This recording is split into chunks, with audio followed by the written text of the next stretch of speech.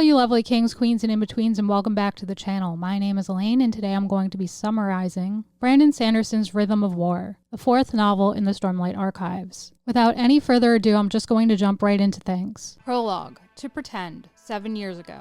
The book begins with another flashback of the day Gavilar died, this time from Navani's perspective. Gavilar has disappeared from the feast, and she is forced to run the show and fix all the feast's problems in his stead. Frustrated, she goes in search of her husband and finds him in her study with a pair of uncommon figures. There are a group of spheres and gemstones that glow with an inverse of light in front of them. That's on page 24. After interrupting their meeting, Navani gets into a fight with her husband, who refuses to tell her what the meeting had been about. Their relationship is struggling because of rumors that Navani had been unfaithful, Navani's refusal to support Gavilar's desire for their daughter to marry Amaram, and Gavilar's sense that Navani isn't worthy of involvement in his affairs because everything distinctive about her came from someone else. She went where the money and power would be greatest. That's on page 27. She prays for his death. When Navani hears of her husband's assassination after pretending to be part of a healthy couple during the feast, she doesn't believe it possible. Upon seeing his body, she grows to pity him, but feels no grief and vows to give him his legacy. She finds the pouch of spheres on his body empty, makes a show of composing herself, and begins organizing a city thrown into chaos. Part 1. Burdens. Chapter 1. Calluses. Present day. It had been over a year since the coming of the Everstorm and the fall of Alethkar, a year during which the country of Herdaz had somehow kept fighting. 2 months ago, the enemy had finally decided to crush the kingdom for good. Refugee numbers had increased soon after. That's on 36. Lyran cares for those refugees in Hearthstone. He's keeping a hidden general, the leader of the Herdazian resistance, known as the Mink, from being found and executed by the Parshmen occupying the town. While attempting to help the Mink and his companions escape Hearthstone by pretending that one of the men required surgery, immediately, the refugees are told to wait by City Lady Abiyajan, a Parshwoman, while Lyran is directed to attend her. Lyran is brought before one of the Fused, who is looking for Kaladin, whom they view as a dangerous spy. The Fused soldiers begin uncloaking nearby refugees, revealing Kaladin. Kaladin draws his power. Chapter 2. Severed Cords. Kaladin uses his powers to battle the Fused. It nearly kills him twice. Eventually, the Fused retreats after vowing that they'll meet again. Kaladin returns to town. Vale is hoping to be kidnapped. She is hunting the Sons of Honor. Vale stops at a wine house to pour over accounts and channel her anger toward Eli Sidious, who had been planning treason. As she drinks, Vale realizes her wine had been drugged. Kaladin kills one of the Fused soldiers and forces the others to retreat. Then Kaladin goes in search of the Mink, of the fallen Herdaz, and discovers that he has snuck away from his soldiers. Before the soldiers go in search of him, Kaladin asks them to pass along a message. We need to be out of this town quickly. I have reason to suspect a larger force of Fused is on its way here. That's on page 59. Kaladin fights with his father about what his hands are used for, and the need to leave. A giant floating platform arrives to take the people of Hearthstone away. Chapter 3. The Fourth Bridge. Edge Dancers leave the Fourth Bridge, the world's first air transport of Navani's design, after it touches down and begin to gather and heal the people of Hearthstone. Navani wonders how people once thrived in mountainous Urithiru. Dalinar promises to use the transport to rescue the remainder of the Mink's army as refugees begin to make their way onto the Fourth Bridge. Lyn arrives and warns the royals of an incoming attack by 3 full flights of Fused. Chapter 4. Architects of the Future. Vale, disguised as Chanasha, a low-born light-eyed merchant, is brought before the Sons of Honor, whose sworn and sacred duty it is to usher in the return of the heralds, the return of storms, and the return of our God, the Almighty, and claim to have guided the return of the Radiance, and orchestrated both the Everstorm and the Parshman's awakening because they are the grand architects of the future of Roshar. That's on 73. Vale had been tasked by both Dalinar and Mraize to slowly infiltrate her way to the top and discover if Ila'i had taken over the cult, if the cult planned to seize the Oath Gate at the center of the Shattered Plains, and to put an end to the cult. After being initiated into the Sons of Honor, Vale discovers that the group already knows what Dalinar is planning, because they have a source in his inner circle. Alarmed, Vale realizes that they don't have time for our original plan. They need to know who the informant was ASAP because of the danger they posed. Before she can be taken away, Shallan steps forward and announces, "I'm not who you think I am," on 76. Chapter 5. Broken Spears. Kaladin and the Windrunners who came with the Fourth Bridge engage the Fused. Kaladin chases Leshwi during the battle, but she gets away. The evacuation of the townspeople continues. Shallan explains that she has a second secret business, copying schematics the Kholin Artifabrians have been developing, including that of the flying platform, and selling them to Natan buyers. That's on 84.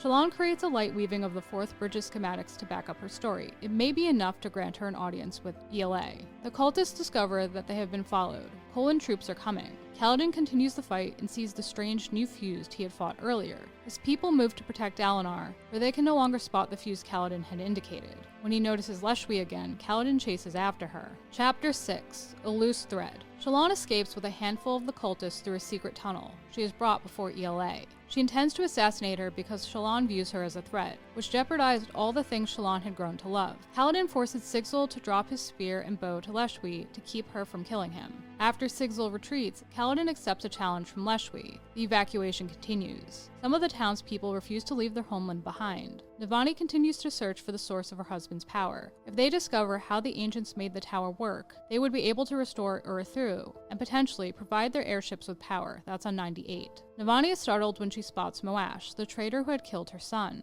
Kaladin is forced to leave his fight with Leshwi behind, declare a draw, when he notices the city lord's manor is on fire, and the fused from earlier and his soldiers are harassing some townspeople. With Leshwi's encouragement, Kaladin heads to the rescue. Chapter 7. The Rarest Vintage. Ela appears to be a shadow of her former self and senses why Shallan has come. The High Princess assumes Shallan works for the Ghostbloods, who Ela reveals killed Thanadal. Asks if she knows what the Ghostbloods are truly after, why they feared the Sons of Honor, and why she and her circle needed to die. Before Ela can say more, their conversation is broken off by Adolin and his soldiers. One of the last things Ela says to Shallan before she's taken into custody is, "Once I'm dead, don't let them search my rooms before you do. Look for the rarest vintage. It is exotic." That is on 107. It appears to be a clue the treasonous woman left behind. She had wanted to depose Yasna and put Gavinor on the throne, for she dies while being taken in. Poison. She can no longer answer anyone's questions. Kaladin follows the fused and his soldiers into the manor, a trap. A strange fabrial, powered by voidlight, suppresses Kaladin's powers, but he manages to best his enemies. As Lift takes the injured Godeki, an edge dancer, to safety in the fabrial to Navani for study, Kaladin decides to go after Roshone, who is still trapped inside the burning building. Shallan and company are dismayed. They have another mess on their hands. It is decided that Ela died of Blackbane. Since she died quickly, Shallan realizes that Ela had been right. The Ghostbloods hadn't trusted her to kill Ela, and they sent a second knife to see the job done. That would mean they had an operative among Adolin's guards or Shallan's own agents. And this person was separate from the spy Ela supposedly had among Dalinar's elite. This is on 114. Ela's prediction that she won't get to answer Shallan's questions, "They won't let me," back on page 108, had been correct. And Shallan wonders if the room Ela died in contained secrets Mraize didn't want her to discover. Chapter 8. Surrender. Kaladin heads through the burning manor to the cellar where he finds two prisoners who had been killed by a shardblade, and Moash, who was holding Roshone at knife point. Moash slits the man's throat, killing Roshone. Kaladin is enraged and challenges Moash, who refuses to fight him and chooses to surrender. Shallan and her agents search Ela's room for secrets. Shallan searches for the rarest vintage. The clue allows her to find a notebook hidden behind a loose stone. She tucks it away before anyone can see it. Although a part of him wants to, Kaladin finds that he cannot kill his old friend, Moash. Moash taunts Kaladin by saying things like, "Everyone you love, everyone you think you can protect, they're all going to die anyway. There's nothing you can do about it," on 123. Pushing Kaladin's insecurities and insisting that the only way out, the only way to end his suffering, is to jump into the darkness, on 124. A bright light appears and chases Moash away. Renarin has come to take Kaladin away. The fused have retreated and the airship is prepared to depart. Chapter 9. Contradictions. The fourth bridge departs. Kaladin is frustrated with himself for locking up and failing to kill Moash, for letting the man get in his head. Syl expresses her concern over how Kaladin is slipping farther and farther into darkness. Kaladin and a few of his windrunners begin flying the command staff back to the Shattered Plains while the airship makes a longer trip. Navani realizes that the gemstone pillar at the heart of Uruthru is the same as the one she was given to study, and surmises that it must be a way to suppress the fused abilities, since the Radiants would not want to suppress their own. Navani finds a Spanreed ruby hidden in her room.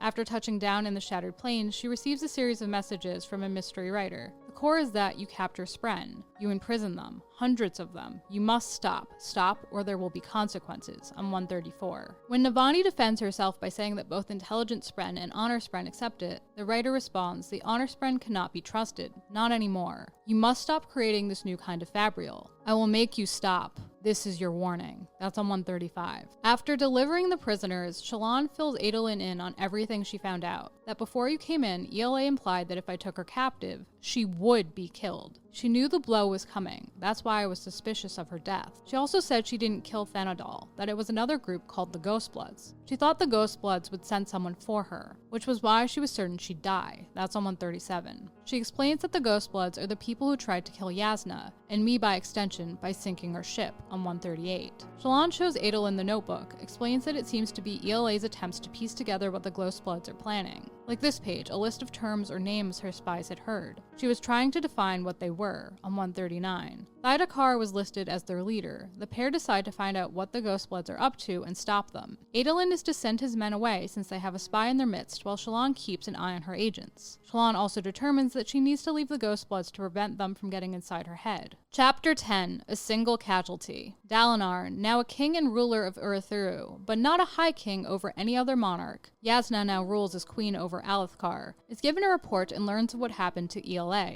Afterward, Dalinar speaks to Kaladin of how they need more Honorspren and Windrunners to help with the war. Then, Dalinar relieves Kaladin of duty because he sees a soldier who can't sleep, who snaps at those who love him. He's a soldier who pretends he can still function, but he can't. He knows it. That's on 146. Kaladin is not happy. He fears one of his Windrunners will die because he won't be there to protect them. Dalinar fears the opposite. One of them will die because Kaladin freezes and fails to protect them. Kaladin knows he's right and regrets his inability to say the words that would have saved Elhokar a year earlier. Instead of fighting, Dalinar wants Kaladin to train and teach others. Kaladin doesn't want to train others. Sending the Windrunners off to die without him would rip him apart. He doesn't think he could see them fly and not join them. That's on 149.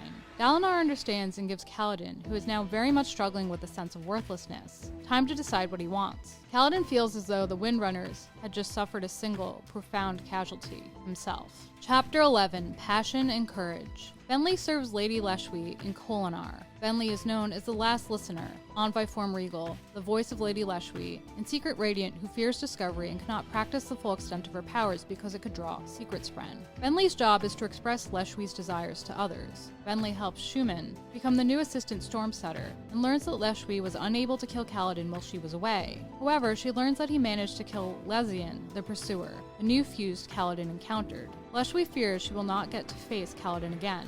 After Leshwi departs again, Bentley holds a secret meeting with her friends. She intends to counteract the indoctrination of the fused and help the singers cast off the traditions of those who had enslaved them. That's on 157. Shuman wonders when they will attack the fused. Bentley explains, "We are not a rebellion. We are a group of objectors who do not like the choices we've been offered. Fused oppression or human tyranny, the god of hatred or the supposedly honorable god who abandoned us to slavery. We accept neither. We are the listeners. We will cast off everything, including our very forms if we must, to find freedom. Once we have enough members, we will leave the city and travel someplace where no one will bother us. We will remain neutral in the conflicts between humans and fused. Our only goal is to find a place where we can thrive on our own, our society, our government, our rules," on 159. Their discussion is interrupted by Leshwi's sudden arrival. She says, "Gather yourself, Last Listener. Something is happening, something dangerous. I fear the war is about to take a distinctly different turn." That's on 161. Chapter 12, A Way to Help.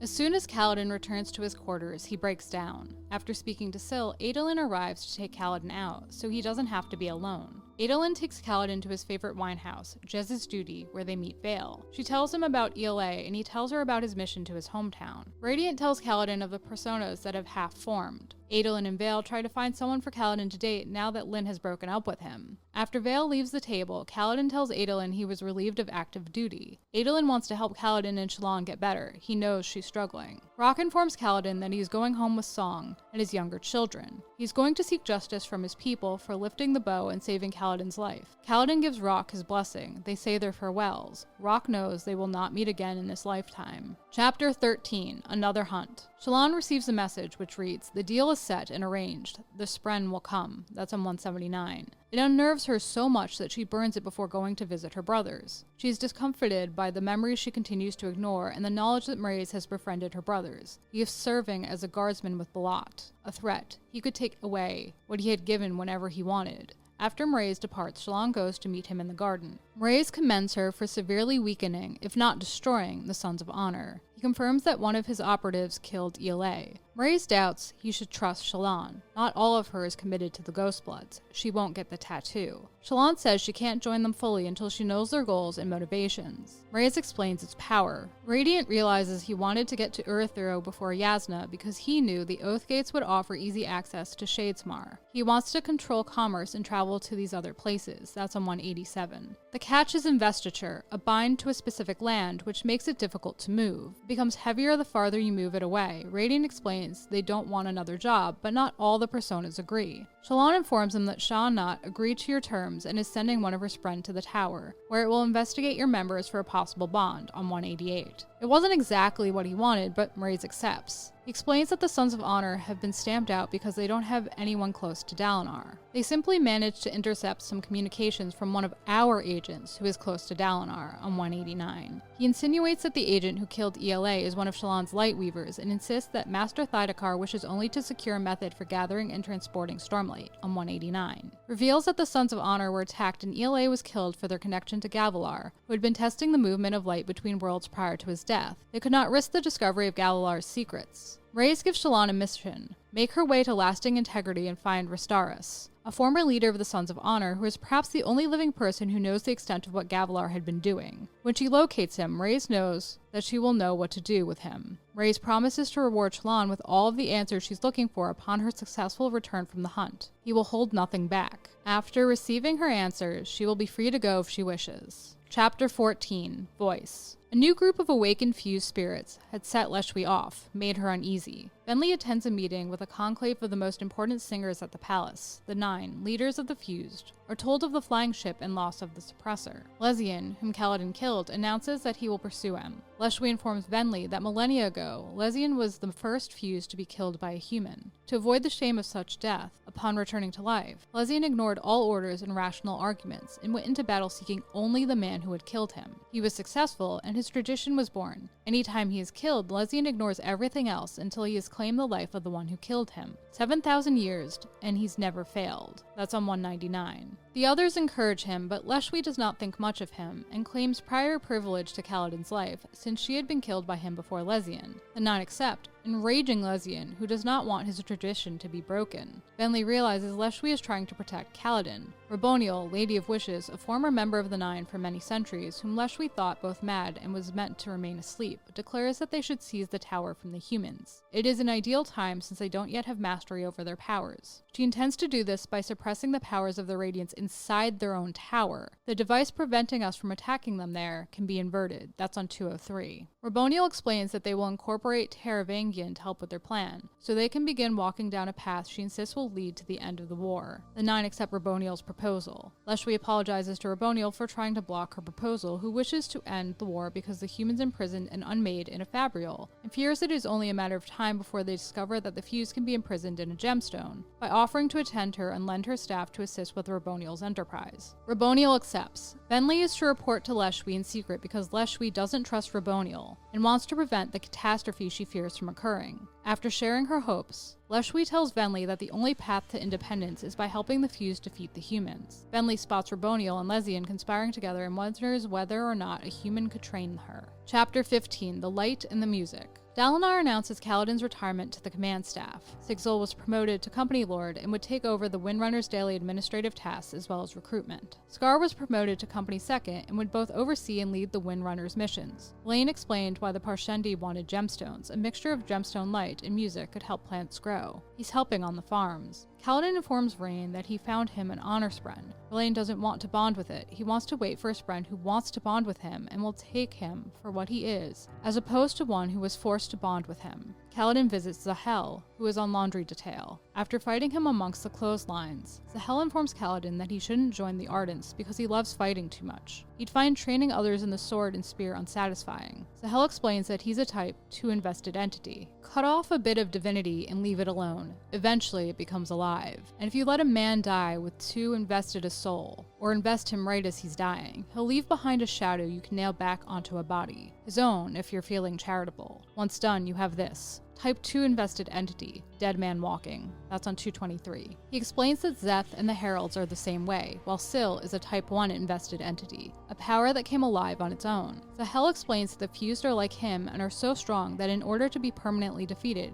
Kaladin will have to find a way to disrupt their souls. You can't just rip them apart, you need a weapon so strong it unravels the soul. That's on 224. Sahel warns Kaladin, who considers finding a way to coexist with the fused, to be wary. The longer one of us exists, the more like a spren we become, consumed by a singular purpose. Our minds bound and chained by our intent. We're spren masquerading as men. That's why she takes our memories. She knows we aren't the actual people who died, but something else given a corpse to inhabit. That's on 224. Sahel's voice trails off. He never explains who she is. Chapter 16, An Unknown Song. Navani wonders how Gavilar had obtained Voidlight years before the Everstorm's coming. She visits Szeth, who has been imprisoned. They speak of the night he killed Gavilar. Szeth explains that he was given a dark sphere by Gavilar as he lay dying. He was also asked to deliver a message to Dalinar, which he had done a month prior. Szeth claims Gavilar did not speak of the strange sphere he had been given, which had been passed on to Navani for study. Navani departs and speaks with an Ardent. She discovers that both pressure and temperature rise before a storm in Urithiru because it is bracing itself. It had the ability to adapt and regulate things such as temperature, pressure, and humidity. Navani longs to make the city fully functional to improve living standards and ease of living. She thinks about how they were unwilling to remove Taravangian from the coalition despite his crimes, sending Szeth against the Azish emperors, because they had more dangerous enemies to think about, Odium's servants. Navani shows Dalinar's dark sphere, which warps air around it, to Talna, an engineer, who shows it to her friend Nem as well. Navani reluctantly hands it over for further study and looks to some notes she had taken about Voidlight in the sphere. They state that Elaine had claimed Gavilar had given Eshonai a Voidlight sphere long before the Everstorm arrived. Of Gavilar's strange sphere, Elaine had said, "I don't know what that is, Brightness, but it feels painful. Voidlight is dangerously inviting, like if I touched it, my body would drink it in eagerly. That thing is different. It has a song I've never heard, and it vibrates wrong against my soul." That's on 234. Chapter 17, A Proposal. The Mink meets with Wit, Shallan, and the Colons. Dalinar requests the Mink's help retaking Alethkar in exchange for assistance freeing the Mink's people. The Mink thinks attacking Alethkar would be a mistake because Taravangian isn't trustworthy, and the enemy has a strong hold in the area. The potential for a two-front war is too great, and won't go well for the allied forces. The Mink suggests consolidating and attacking enemy weak points instead. He suggests reclaiming Amul and pushing the Singers out of Makabak.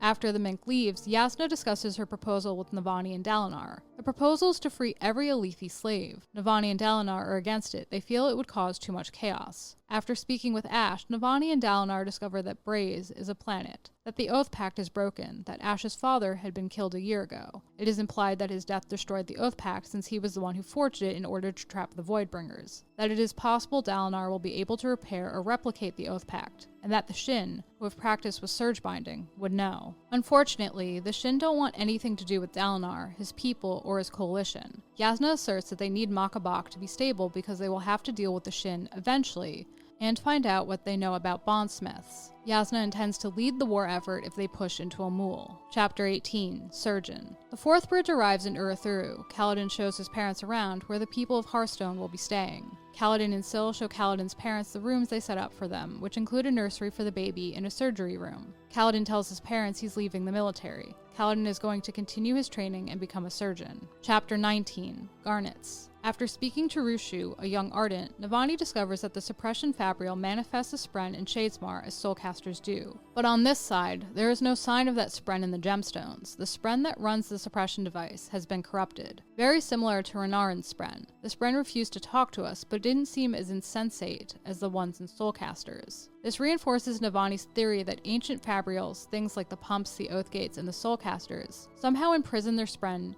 in the cognitive realm. That's on 260. More research is to be done into a gemstone pillar filled with garnets and the suppression fabrial to see if the device's effects can be reversed. Navani attends a meeting of monarchs and speaks to Taravangian, who terrifies her. He defends his crimes, which he asserts were done to protect mankind in their future. If humankind survives the new storm, it will be because of the actions I took. I stand by them. That's on 267. Navani and the rest of the coalition are surprised when Taravangian supports their plan to retake Amul, but it is unanimously decided that they will try to retake the area and to send an expedition into Shadesmar. The expedition is meant to repair relations with the Honor Spren, who feel their trust was betrayed during the Rec miscreants. The envoy will include individuals such as Godeki, Shallan, and Adolin. Shallan and Adolin will be leading the envoy. The coalition hopes it will solve an issue they are facing, the fact that there aren't enough Windrunners. After the meeting, Dalinar and Navani discuss their unease surrounding Taravangian and what he must be planning. They felt he was too quick to offer troops to retake Amul during the meeting. Fearing that Taravangian must be planning a trap for them, Dalinar instructs Navani to stay behind while he and Yasna go off to battle. End of Part 1. Interludes. I-1. Sylphrena. Syl wants to help Kaladin. During a storm, she asks her father to help her understand Kaladin by allowing her to feel the darkness he feels. By understanding the darkness, she feels as though she will both be able to know and help him better. The Stormfather is not able to do so. Afterward, she speaks to Dalinar, who gives her some advice she feels helps. I-2. Sha-Not. Sha-Not keeps secrets, even from Odium. She sends one of her children to meet with Mraize and his people about a possible bond. Another two are sent to distract Odium, who will try to unmake the child. Sha-Not meets with Odium. Her lie is a claim that her children were sent to do his bidding, to corrupt the humans with lies and to watch them as well. Odium didn't know for certain that she was working to undermine him, that she had rescued Shallan and her companions in Kholinar a year prior, but if she was caught in a lie, he would unmake her, but in so doing, he'd lose a useful tool. Sha-Not was working against him because she wants more freedom and to become a god. Sha-Not is instructed to watch Taravangian. Odium suspects she helped Shallan and was watching to be sure she didn't contact other Radiants. Sha-Not plans her next steps. She knows Taravangian is a weapon. I-3. Into the Fire. Taravangian informs his friends that it is time to disband the diagram. It has fulfilled its purpose. They have protected Kharbranth by making a deal with the enemy. Later that day, Taravangian would leave for Azir with Dalinar and Yasna. Soon afterward, Taravangian's armies, acting on Odium's orders, would betray their allies and switch sides. It was a death sentence for Taravangian, who would be left surrounded by his enemies. That's on 291. Taravangian gives Adrotagia a piece of paper to give his daughter, who will soon be queen of Kharbranth.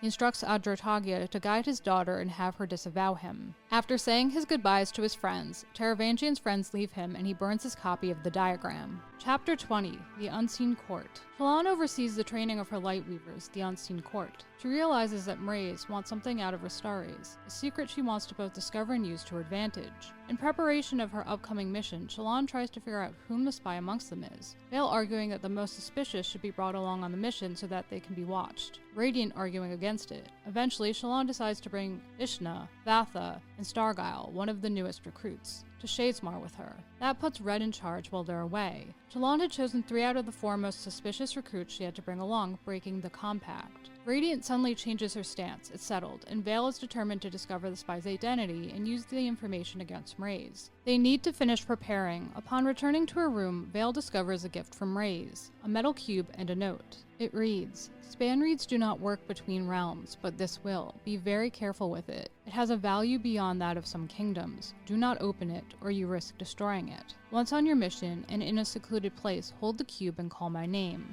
I will speak to you through it. Good hunting, little knife," on 304. Vale wonders how she is going to hide it from Adolin. Chapter 21. The Seething Knot. Adolin begins preparing for his mission. He discovers that Beryl will be replacing Stargyle on the trip because his wife is ill and he wants to remain with her. Adolin thinks about how Shallan was released from Yasna's wardship and isn't the best at soulcasting, how he had never murdered anyone innocent, like his father had burned his mother to death, creating a seething knot inside him. Adolin realizes his father wants him to become a Radiant. It's part of the reason why he's going on the trip. Adolin and the rest of the travelers head into Shadesmar. He feels like a little boy after speaking to his father about his beliefs and what Dalinar thinks of him. Chapter 22. No Use Talking. The envoy begins making its way through Shadesmar. Adolin is told there is no point in talking to Maya, a Deadeyes, by the Truth Watcher's Mistbren, who feels Maya cannot understand him. Adolin is convinced Maya can. Adolin reviews the plan with Shallan, which was to present the Honor-Spren with gifts along with written requests to begin relations. Nothing too pushy. An essay written by Yasna, another written by Dalinar, with Queen Fen's advisement, and a third from the Azish Imperial Court. Adolin was to request admittance to the Honor-Spren fortress, stay a few days to get them used to the idea of talking to humans, then leave with a promise that they'd speak more in the future. That's on 329. Syl doesn't think it will work. She doubts he'll even be admitted to their fortress. The travelers secure a barge to take them to the southern bank. The trip should take roughly 2 weeks. Adolin vows to do his part. He intends to give the Spren his father's letters and more. Find a way to persuade them to help his way, whatever that was. Shallan realizes that someone had gone through her things and used the cube because it had been moved. She concludes that the spy is amongst them and using the cube to communicate with Mraize. Chapter 23. Binding Wounds. Kaladin's new role has allowed him to be not sad. Dalinar's armies begin departing for Azir. It hurts Kaladin to see his friends leave. Kaladin feels alone. Teft announces that he isn't going with the army. He stepped down. There's too much wrong with his brain. That's on 339. Kaladin is upset with him at first, but soon thanks Teft and accepts him as his new surgeon's assistant. Chapter 24. Full of awe. Shallan is upset by how Vale violated the compact. She doesn't want to help find the spy right now despite the others' urging, but they won't let her retreat and hide. From ELA's book, the group had discovered that the Ghostbloods were obsessed with a specific spren named Ba-Otto Mishrum, one of the Unmade. It had been this spren who had taken over for Odium following the final desolation. She had granted the singers forms of power. By capturing Ba-Otto Mishrum, locking her in a gemstone, humankind had stolen the minds of the singers in ancient times. Radiant was increasingly certain Mraize was hunting the gemstone that held Ba-Otto Mishrum. That's on 343. Shallan wonders if Mraize's desire to transport Stormlight off-world and to find Ba-Otto Mishrum are related. Adolin and Shallan catch up. He's worried about the mission because of what Syl told him. Shallan informs Adolin she robbed Yasna. He finds it amusing. The Mist Spren, dreaming though awake, informs them that if they wish to learn more about Ba-Otto Mishrum, they should ask the Heralds. I have heard several were there for her binding. Elan, Kolek, find them. Ask them, on 349. Chapter 25. Devotary of Mercy. Teft and Kaladin find Cressa, a refugee's missing uncle, Norrell, in the Devotary of Mercy, where those with mental ailments are cared for. They're deplored by how the patients are treated and the conditions they find them in. Kaladin decides to take Norrell, who has been suicidal, into his care and warns that he will be back for more patients. He wants to try new treatments, which he hopes will be able to help them. Chapter 26. A Little Espionage. After tipping her trunk, Shallan and her personas confirm that the cube couldn't have shifted faces unless someone had removed it from the luggage. Vale determines that they're going to try 2 different methods of finding the spy. The first is to catch them in a lie or a past misdeed, then push them until they grow uncomfortable and admit to us more than they intended. If this method doesn't work, we'll try something else. Something that takes longer, but is more likely to work. We will find a way to feed each suspect a different tidbit of false information, a tidbit they will in turn feed to Mraize. Depending on which piece of information is leaked, we'll know who did the leaking and identify our spy. That's on 364. Shallan and her personas set their plan in motion. Chapter 27. Banners. Navani considers the nature and meaning of banners as Dalinar's armies continue to go off to war. Navani sees Yasna, Dalinar, and Little Gav off. They had taken precautions against Taravangian's trap. Sabarial is sent to put the war camps under their control. Navani begins overseeing Urithuru's maintenance. They had discovered a room that had been sealed off with a stone model of the tower inside. Thalalar is going to inspect the model for hidden secrets. Navani discovers that for the first time in weeks, the mysterious figure who was angry about Fabrials was attempting to contact her via Spanreed. Chapter 28. Heresies. The mysterious writer complains that Navani has not obeyed. You must stop your experiments with Fabrials. I made it explicitly clear that you needed to stop. You have not. You have only increased your heresies. That's on 388. A group of Ardents and scholars who had been studying the decay on the Spanreed realize that it's almost non-existent, indicating that the writer is near, within the tower's walls. The writer goes on to explain that Navani's actions are heresy because Spren are meant to be free. By capturing them, you trap nature itself. Can a storm survive if placed in a prison? Can a flower bloom with no sunlight? This is what you do. Your religion is incomplete. That's on 388. Then goes on to say that the truth is not evident because you are human. Humans cannot be trusted. You do not know how to keep promises, and promises are what make the world function. We make the world function. You must release your captured Spren. You must, on 389. The group realizes that they are speaking to a Spren. Navani accidentally kicks the Spanreed over the edge of the plateau. She wants to make sure the ruby breaks, and its broken nature is made clear. Navani thinks she knows who the Spren is. She wants to make sure that it and its agent, the spy who likely hid the Spanreed ruby for Navani to find in the first place, know of the lost Spanreed to see how they react to the news. Chapter 29. A Cage Without Bars. The barge reaches land. Shallan and a small team go ashore to scout the town. Eventually, they return and Shallan announces that it's safe for everyone to go into town. Shallan decides to stay on the barge while everyone else goes into town so she can be alone. She realizes that the cube has been moved for the second time before contacting Mraize. While in town, Adolin and Maya find a new Deadeyes, one who had been afflicted recently. Godeki arrives to tell Adolin that he thinks he'll want to see the humans. Chapter 30. The Betrayal. Shallan thinks she might have held a cube when she'd summoned a Shardblade and killed her mother. She gives Mraize her report. She says that they have been watched by Odd Spren. Mraize thinks they were corrupted by Sha Nat. He thinks they must bind her to us, a spren of odium willing to betray him, an ancient creature with equally ancient knowledge. I give you the secondary mission. Watch for those spren closely and make contact if you can on 406. Vale agrees, and when Mraize mentions Glory Spren, she knows Beryl is the spy.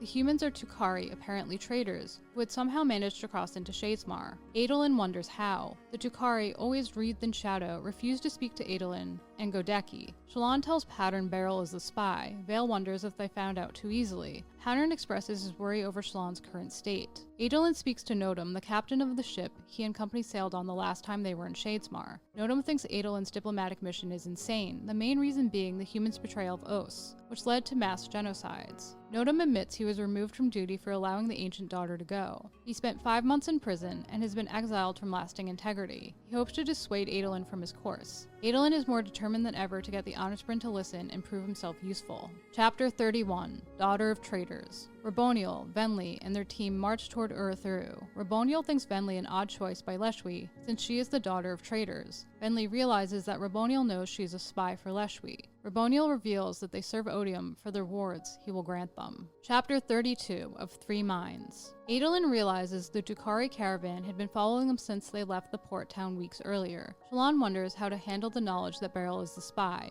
Vale still has her doubts Beryl is the spy. Adolin wonders if they should change their approach with the Honorspren but can't come up with any good ideas. Vale informs Adolin that Radiant and I are coping mechanisms that, for the most part, work. But something deeper has started to manifest. Shallan is worried that the person you see in her is a lie, that the person you love is a lie. And it's not only you, Pattern, Dalinar, Yasna, Navani. She worries that they all don't know the real her, because of things that happened to her and more. Some of the things she was forced to do, she's beginning to think that Shallan is the fake one, the false identity. That there is a monster deep inside her that is her real self. She fears it's inevitable that the truth will come out, and everyone will leave her when it does. That's on 427. Adolin begins to understand and expresses his desire to help. Chapter 33, Understanding. Kaladin releases 6 men from the sanitarium who had similar symptoms. He begins rehabilitating them by having them speak to one another, people who can understand, etc. Chapter 34, A Flame Never Extinguished. Adolin holds counsel with the Radiants. They don't like any of his proposals on how to appeal to the Honorspren. Vale continues to doubt Beryl is the spy. Radiant is starting to agree. The Tukari continue to follow the travelers but won't speak to any of their messengers. Adolin fears he is going to fail in his mission. Vale realizes they need to leave the cube unguarded in a non-suspicious way so that they can confirm the spy's identity. Adolin admits to Shallan that he can't tolerate being around his father anymore. Even though he's become the man Adolin always wanted him to be, they've grown apart. Chapter 35, The Strength of a Soldier. The Tukari appear to be giving up on following the travelers. Adolin realizes the truth. Adolin prepares the travelers for a fight. It appears the Tukari had been following Notum, who had been traveling in the same direction as they were until recently. Adolin arrives on the scene first, with Maya and Gallant, to find Notum and his attendants bound. Notum was being tortured. Adolin decides to buy some time, since his soldiers are still several minutes out. Adolin is wounded by a spear thrust on his right side while fighting the Tukari. Maya and Gallant come to his rescue. As a team, they manage to frighten the Tukari Adolin hadn't killed off and rescue Notum.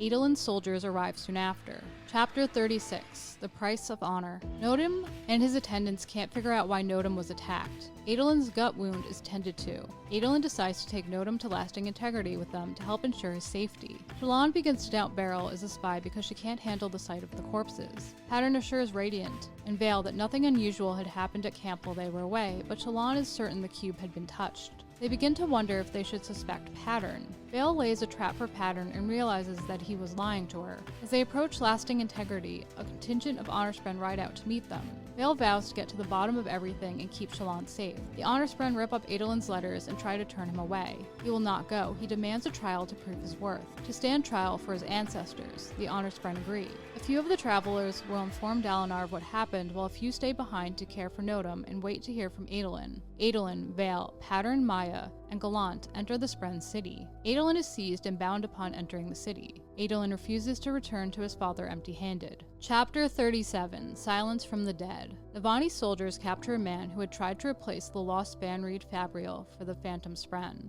Venli and company reach Ur-Thuru during an Everstorm. The singers begin to carry out their plan. Tef informs Kaladin that no one has seen Debid for 3 days. Kaladin had introduced Debid to the men he had been treating since he was suffering from severe battle shock. Bentley and company invade Urithiru. Bentley is discomfited by her first kill. The group begins to make its way up toward the tower. They hope the dead silence will go unnoticed. Chapter 38, Rhythm of the Terrors. Navani investigates an explosion that killed Nem and Talna and destroyed their laboratory. She assumes Zeth's sphere was destroyed. Navani asks Rushu to catalog the destroyed room's contents. Navani wonders if the explosion is tied to the mysterious communication she had received. Bentley and company make it to the basement chamber. They approach a crystal monolith. Raboniel rests a hand on it and speaks to the sibling. She promises the sibling won't awake as herself. Raboniel begins to corrupt the pillar and fully activate the tower's defenses in a way that mutes the radiance as opposed to the fused. Bentley hopes there won't be any more killing. Teft and Kaladin speak to Elaine, who admits to having seen Debid yesterday. Teft, Elaine, and Syl urge Kaladin to join his treatment program. He agrees to join the next meeting.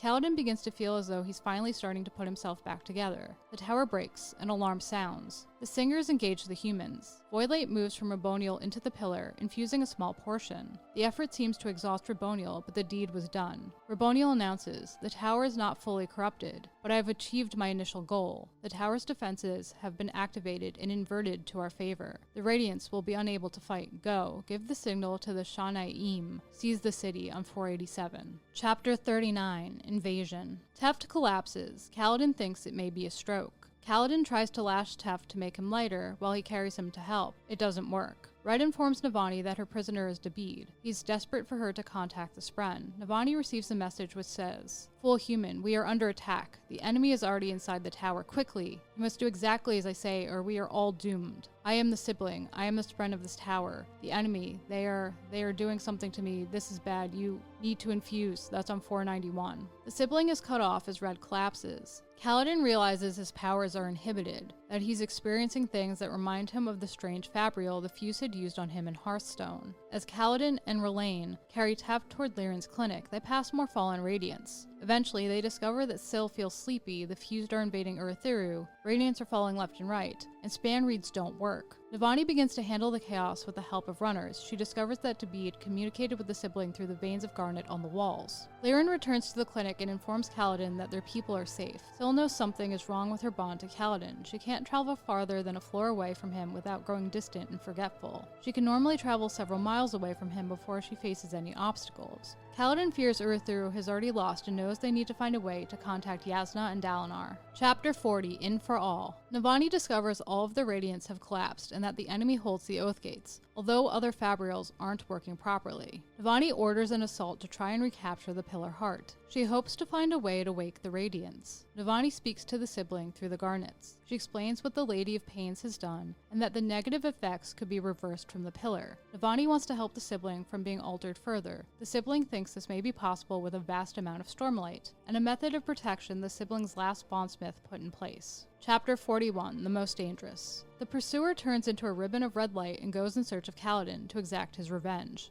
Kaladin is the only one he has permission to kill. The others are to be left alive. Only those who resist are to be killed. The fallen Radiants are to be gathered and brought to Raboniel, who vows to end the war forever. Bentley realizes that Raboniel is more interested in the fabrials the humans have come up with than anything else. Raboniel expresses that their war is endless because humans cannot hold or exploit that which they create, but we cannot stretch far enough to come up with anything new. If we truly want an end, it will take a partnership. That's on 512. Navani begins to set her plan to help the sibling and restore the Radiants into motion. Kaladin delivers supplies to the refugees and people of Hearthstone, who now inhabit an occupied floor of the tower. Chapter 42, Armor and Teeth. Navani infuses a topaz set into the wall with a tuning fork trick she learned from a Thalen artifabrian. Her actions reveal a hidden door to a circular chamber with a pedestal at its heart. Elaine decides to go to the enemy. He feels it may be the safest option for him since an occupation is coming. Elaine hopes it will be a temporary farewell. He intends to become a spy and to find a way to help from the inside. Elaine departs, leaving Kaladin behind. Navani and her team begin to infuse the large sapphire on the pedestal to create a barrier that will prevent humans, the unmade, and singers from reaching the sibling. The sibling urges her to hurry because the Lady of Pains will infuse my entire heart, the pillar, in the proper order using her void light. In so doing, she would corrupt me and leave me. Leave me as one of the unmade. You must hurry. Navani, they have activated the Oath Gate again. Fresh enemy troops have arrived on 526. Navani learns that Moash is the individual working the Oath Gate and that the Lady of Pains has stopped what she was doing. The human soldiers, led by Teofil, nearly make it to the basement, drawing Raboniel's attention, but the tides are turned against them when the pursuer joins the fight. The sibling informs Navani that her men are dead and that the Lady of Pains has returned to destroy her. Navani's team manages to erect the barrier. The sibling informs Navani that she could be corrupted through the sapphire they had infused, so it will need to be destroyed. This will weaken the shield. Navani realizes that she will have to surrender and hope that the barrier will last until her husband could arrive to save them, or for her to discover another way of rescuing the Radiants. Navani orders the destruction of the sapphire, entire fabrial, glass globe, and maps of the tower. Navani prepares to surrender. Raboniel senses Stormlight in the system. She informs Venli that the sibling, the tower, Uruthru, is the child of honor and cultivation, created to fight Odium. The place runs on the sibling's light, a mixture of the essences of its parents. Stormlight alone shouldn't be able to work the tower's core systems. Stormlight, to the sibling, is incomplete, like a key missing several of its teeth on 529. Raboniel is trying to break the lock when the shield arises, keeping her from her work. Raboniel learns that Navani has been captured and wishes to meet her. Navani surrenders to Raboniel. The terms include turning over the Radiants and all people being of equal status despite their eye color. Raboniel wishes to hire Navani to work on fabrial projects. Navani says she'll think about it. She has lost her throne. Chapter 43, Men and Monsters. Kaladin and his family discover that Navani surrendered. He feels as though the war is over. Kaladin wonders why he's the only Radiant who hadn't fallen asleep. He notices Teft is almost awake,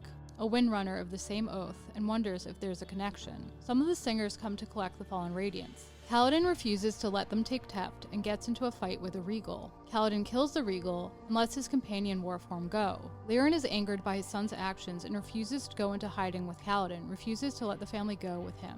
Lirin vows to find a way to get everyone out of Kaladin's mess. He sees his son as a monster. Kaladin responds, "I've taken oaths too, father. I'm sorry I'm not the man you wanted me to be, but if I were a monster, I would never have let that other soldier go." That's on 546. Kaladin departs with Teft slung over his shoulder. End of Part 2. Interludes. I-4. Vyre. Vyre realizes the only chain that still holds him is Kaladin. He feels the chain can only be broken if Kaladin acknowledged that Vyre was right. Odium visits Vyre in a vision. He knows Kaladin will be a problem for him. Odium wishes to claim Kaladin as he has claimed Vyre and seeks Vyre's help. Odium learns that Kaladin can be hurt by isolating him and making him fear. The pair plan to show Kaladin visions to bring him to the brink before finding a way to make him leap from the ledge. I-5. Lift. Lift informs Wendell that she asked the Night Watcher not to change. Lift doesn't want to change or grow up because the last time things felt right was when she was with her mother, who is now deceased. When she was her little girl, Wendell and Lift noticed the raid on Uruthru, the change in their feelings, and Lift's powers. Eventually, Lift and Wendell run into a tall man with scarred features, who looks forward to hunting her. Lift starts running. I-6. A boon and a curse.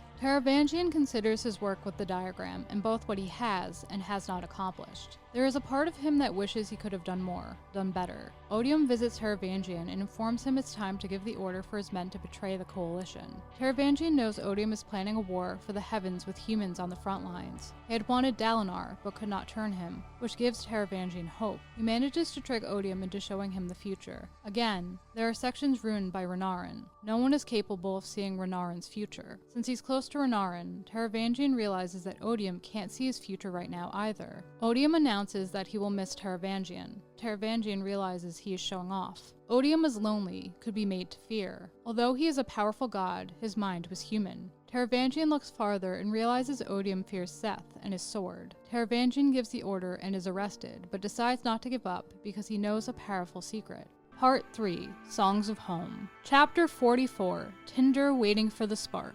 Kaladin senses his life crumbling as he searches for a place to hide. He soon realizes that the pursuer is after him and is receiving help from other singers. They are laying a trap for him. Eventually, a faint, violet light leads Kaladin to safety. He puts Teft down and rests. Chapter 45. A Bold Heart, a Keen and Crafty Mind. 9 years ago. Eshonai scouts the perimeter of a forest near to where her family lives. She intends to make a map that will show how large the forest is. While out exploring, she encounters humans. Like her sister, Venli feels frustrated and dissatisfied by her people's goal of winning back a city, reclaiming the rightful seat. Venli wants something more. Although an apprentice keeper of songs, Venli enjoys experimenting with Spren and longs to discover the lost forms of her people. Most specifically, she is trying to find Warform. It had been several generations since anyone had held this form. Venli is about to receive the blessing of the elders when the warning drums sound. Bentley's announcement is overshadowed by her sister's actions, Eshonai's discovery. Chapter 46, The Weight of the Tower, Present Day.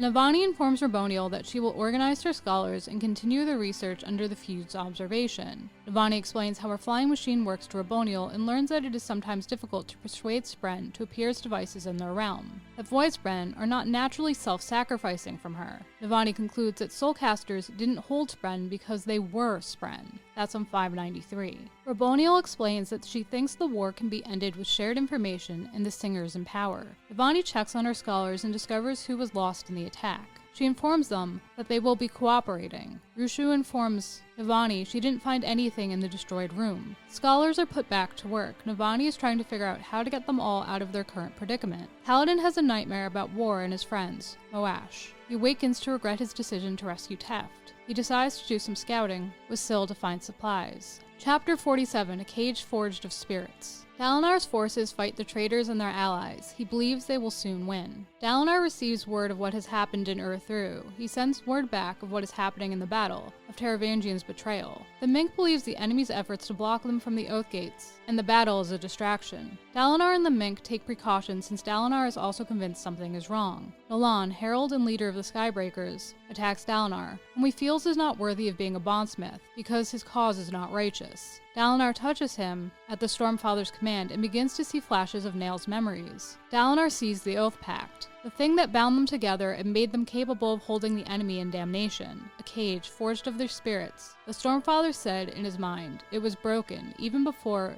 Jezrien's death. They shattered it by what they did long ago. No, only one line of it is completely broken. The rest are there, but weak, impotent. Dalinar pointed to one line, bright and powerful, except one, still vibrant. That's on 609. Nael flees. The Stormfather isn't sure if Dalinar can reforge the Oath Pact, or how. Dalinar sees how the Heralds suffer for what they did. Dalinar realizes he needs to both understand his abilities and find a way to use them to end the war. Reforge the Oath Pact, or find another way to bind Odium, permanently. Chapter 48, Scent of Death, Scent of Life. 9 years ago. Eshonai spends a lot of time with the humans learning their language. Eventually, she takes them to the Shattered Plains. Gavilar, his brother, and company see a chasm fiend. Gavilar is interested in the listeners. When he returns, he hopes to find Eshonai's people living in one of the cities on the plain's edge. He also wants to hear from the Keepers of Songs upon his return. Chapter 49, Soul of Discovery, Present Day. Navani puts her scholars back to work. The sibling informs her that Raboniel is trying to break through the shield. Navani has 4 tasks to complete: maintain her ground, which meant the shield couldn't be destroyed, inform Dalinar of what had transpired, determine how the enemy had negated radiant powers, and turn the power upon the singers and/or mount a counterattack with the awakened radiance. The sibling explains that the shield is an extrapolation of the surge of soulcasting. It solidifies the air in a region by persuading it that it is glass. For the shield to be maintained, the system needs to be fed by external sources of stormlight. Raboniel might realize this, especially if she researches the remnants of the node you use to activate the shield. There are other nodes like that one, with crystals connected directly to my heart. There were 4. You destroyed 1. If she finds one of the other 3, she could use it to corrupt me from the outside. That's on 620. Destroying the nodes would weaken the shield and eventually destroy it. The sibling explained she could not activate her defenses during the attack because of the binding of the Unmade, which cost the singers their forms. I lost the rhythm of my light that day. The tower stopped working. My father, Honor, should have been able to help me, but he was losing his mind, and he soon died. That was on 621. The fuse is still corrupting the sibling. The sibling informs Navani that 2 Radiants are awake, Lift and Kaladin. Lift because she is capable of using light differently than others. Kaladin, perhaps, because of his closeness to Honor, the surge of adhesion. Navani asks if she can contact Kaladin. While out scouting, Kaladin and Syl discover that the enemy is attempting to make it appear as though Ur-Thru had not been taken over. There are figures in blue uniforms guarding the Oath Gates, for example. Kaladin secures some stormlight and other supplies. Navani contacts him through a crystal vein. The pair update one another. Navani instructs Kaladin to find out how the enemy is operating the Oath Gates, and/or other fabrials. Navani tells Kaladin about the shield and the nodes. They plan to connect again the following day. Chapter 50, Queen. 2 days have passed since Taravangian's traitors were defeated. Kharbranth is now led by Taravangian's daughter, Savrahilladem, who had disavowed her father and declared neutrality, but offered aid to both sides of the war. The monarchs decide to secure the west in an effort to eventually recover Alethkar. The Mink agrees to help as long as his kingdom is liberated afterward. Dalinar wants to learn how to use his powers, become something more, in order to bring the war to an end. He speaks to Yasna about reforging the Oath Pact, so the fused can't be reborn, forcing Odium to negotiate with them. Yasna says she'll think more on it. Wit warns Dalinar to watch the High Princes. Lyn informs Dalinar that Radiants can't get within hundreds of yards of the tower. Dalinar orders another scouting expedition for that night. He wants a report of anything suspicious. Wit and Yasna bait Ruthar, a High Prince who disrespected Yasna and was a voice of discontent, into a duel. After besting him, Yasna forces Ruthar to forfeit his title, which will pass to his eldest son, and begin a new life. Yasna reveals that she plans to enact a law forbidding trial by sword. Renarin informs his father that he's had an episode. They plan to discuss it later. Chapter 51, to sing hopeless songs. Venli and Raboniel discuss Navani's stalling tactics, such as moving boxes of notes and equipment around. Venli discusses her plan to escape with Duel, who informed her that Alava and Ron are making packs of supplies for them. Duel also lets her know that Schumann is attempting to recruit others. Venli asks that Schumann be reassigned to a menial task with minimal social interaction, and reminded that she's not to recruit. Venli begins to tell Timber of the second time the humans came to visit. Chapter 52, a path towards saving, 8.5 years ago. Venli and Eshonai's mother, Jaxlim, begins to forget the songs. She claims to be tired. They live with their people in one of the 10 ancient cities now. Venli finds Eshonai, who tells her that she wants to travel the world with the humans when they return. It had been months since the humans' departure, but Eshonai spots smoke and soon realizes that the humans have returned. Venli is frustrated by the humans. They leave her little time to herself and insist she answer their questions and sing songs over and over again. Venli is worried about her mother and having to become keeper of songs in her place. Venli speaks with Axendweth, a woman who can speak a rhythmless version of the listener tongue. She offers to teach Venli how to obtain a form of power and gives the mistrustful Venli a single, glowing, blood-red gemstone. She instructs Venli to take the gemstone into a storm and break it. Inside, you will find a path toward saving those you love. That's on 656. Chapter 53, Compassion, present day. Venli hadn't told her mother or sister about the gemstone because she didn't want her sister to continue to overshadow her. This led Venli to live what she felt was her sister's destiny. She had become radiant and survived. Venli receives reports. She learns that Kaladin is conscious and killed one of their people, that Raboniel's order involving the punishment of anyone harboring Radiance, and the Radiants themselves to be executed, unless willingly revealed, was being carried out. Venli realizes that Raboniel wants the Radiance for something since she is sparing someone decides that she must tell Leshwi about Kaladin. The pursuer already knows. Venli learns that Kaladin escaped and that the pursuer intends to interrogate Kaladin's family and kill them for Kaladin's actions that night. Venli, who views herself as a false Radiant, informs Leshwi of what she has learned about Kaladin and his family. As a favor to Venli, Leshwi takes Kaladin's family into her custody. Leshwi instructs her to find a place where we can watch them, then send me a note. I will consider if there is a way to use them to find Stormblessed, and for now, we'll spread a rumor that I have disposed of them. Even if the pursuer finds the truth though, they should be safe for the time being. That's on 663. Leshwi warns Venli that she shouldn't allow others to see her compassion for humans, because the compassion will be misconstrued. Leshwi knows she has to find Kaladin in order to fight him again. Chapter 54, The Future Become Dust. Dalinar comforts Gav, who fears his father died because of him and feels his mother was evil. Renarin is conflicted about telling his father what he saw. He feels the visions are bad and from Odium. Eventually, Renarin gives in and summons the vision. In the vision, Dalinar wears white shard plate pierced by a black arrow. He is fighting an enemy like the sun. He controls and dominates everything, and although your figure raises a sword high, it's facing the wrong direction. You're fighting and you're fighting, but not him. I think I understand the meaning. You want a deal. You want a contest of champions, but you're going to keep fighting and fighting and fighting distractions. Because why would the enemy agree to a contest that he can theoretically lose? That's on 668 to 669. Dalinar informs his son that he's been thinking about reforging the Oath Pact and making the enemy fear. Renarin informs his father that his visions interfere with Odium's ability. Because I can see possibilities of the future, my knowledge changes what I will do. Therefore, his ability to see my future is obscured. Anyone close to me is difficult for him to read. That's on 670. Renarin tells Dalinar of the other Spren Sha-Anat has touched. Dalinar is reluctant to accept them. Bliss knows they need more like them. Renarin thinks he knows someone who will be the perfect choice. Chapter 55, Kinship with the Open Sky. Dabeed is guided to Kaladin by the line of crystal. He bears broth. Kaladin leaves Teft in Dabeed's care while he runs an errand for Navani. Kaladin is too slow to get to the Oath Gate, but he notices that the Oath Gate glowed the wrong color when a transfer was made. Having had Syl spy on some enemy scouts who were watching both the Oath Gate and the sky during his descent of the tower, Kaladin realizes that they were communicating with the Oath Gate operators via span reed. Kaladin has Syl follow the scouts. He intends to steal their spanreed. Chapter 56. Nodes. Venli visits the room with the tower model where roughly 50 fallen radiants were being kept. Venli speaks to Duel. They continue to plan their escape and acknowledge that the Windrunners seem closest to waking. Venli wants Duel to try and wake a Windrunner. She knows they'll need a distraction to aid in their escape. Duel thinks a surgeon may help with the plan and to tend to the fallen radiants. Venli thinks Kaladin's father may be a good fit. During a meeting with a group of Deepest Ones, Venli discovers that there was no invisible spren in the tower, and the secret spren were useless when it came to finding fabrials because the whole tower is a fabrial. That meant both she and the Radiants could use their powers unnoticed. Venli also learns that they are looking for the nodes that created the shield, and have not had any luck yet, but feel as though at least one node must be somewhere where Stormlight could renew it, naturally. Mazish, Duel's wife, informs Venli that they have found another listener, like her. Chapter 57, Child of Odium, 8.5 years ago.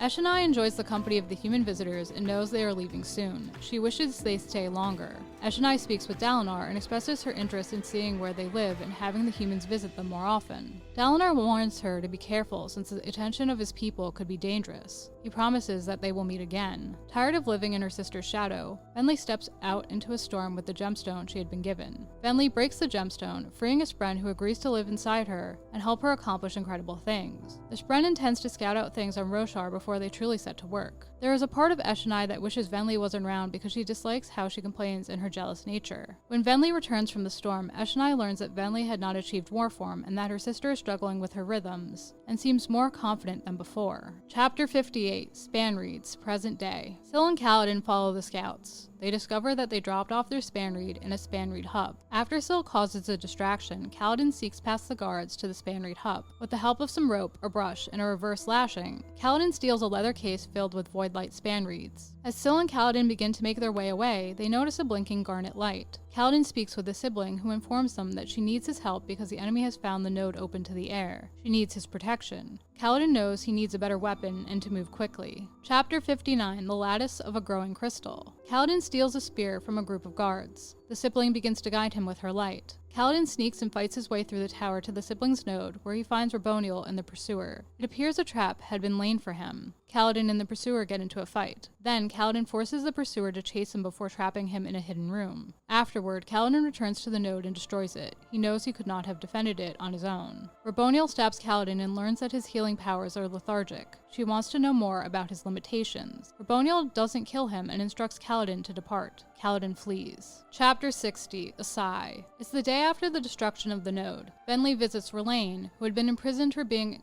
an Asai, or human sympathizer. He had betrayed his people. He had been sent to spy on the humans and had become friends with the humans. The pair catch each other up. Elaine had been sent to the bridge crews. The others of their kind had been turned into fused by odium, while Venli had been preserved to tell stories and inspire the freed singers. Venli tells him that she intends to form a new group of listeners. Elaine wants to defeat odium and insists that Venli get him out of prison. He wants to be taken to Asina. He has something useful to show her and Venli if she proves helpful. Venli agrees to try and get him out. Venli finds Raboniel in the Blackthorn's rooms with a group of fused who are busy cataloging his belongings. Raboniel is speaking to a scarred man who wishes to strike a deal for the use of the Oath Gates. He gives Raboniel an advance on future payments and a gift. A captured edge dancer who is fueled by lifelight as opposed to Stormlight. Venli tells Raboniel about Elaine. She demands that he be released into her care as compensation for her service to the fused. Raboniel agrees, warning Venli she will be punished if he acts out. Venli retreats to speak her next oath about freedom. She wishes to free those who have been bound. Her words are not accepted.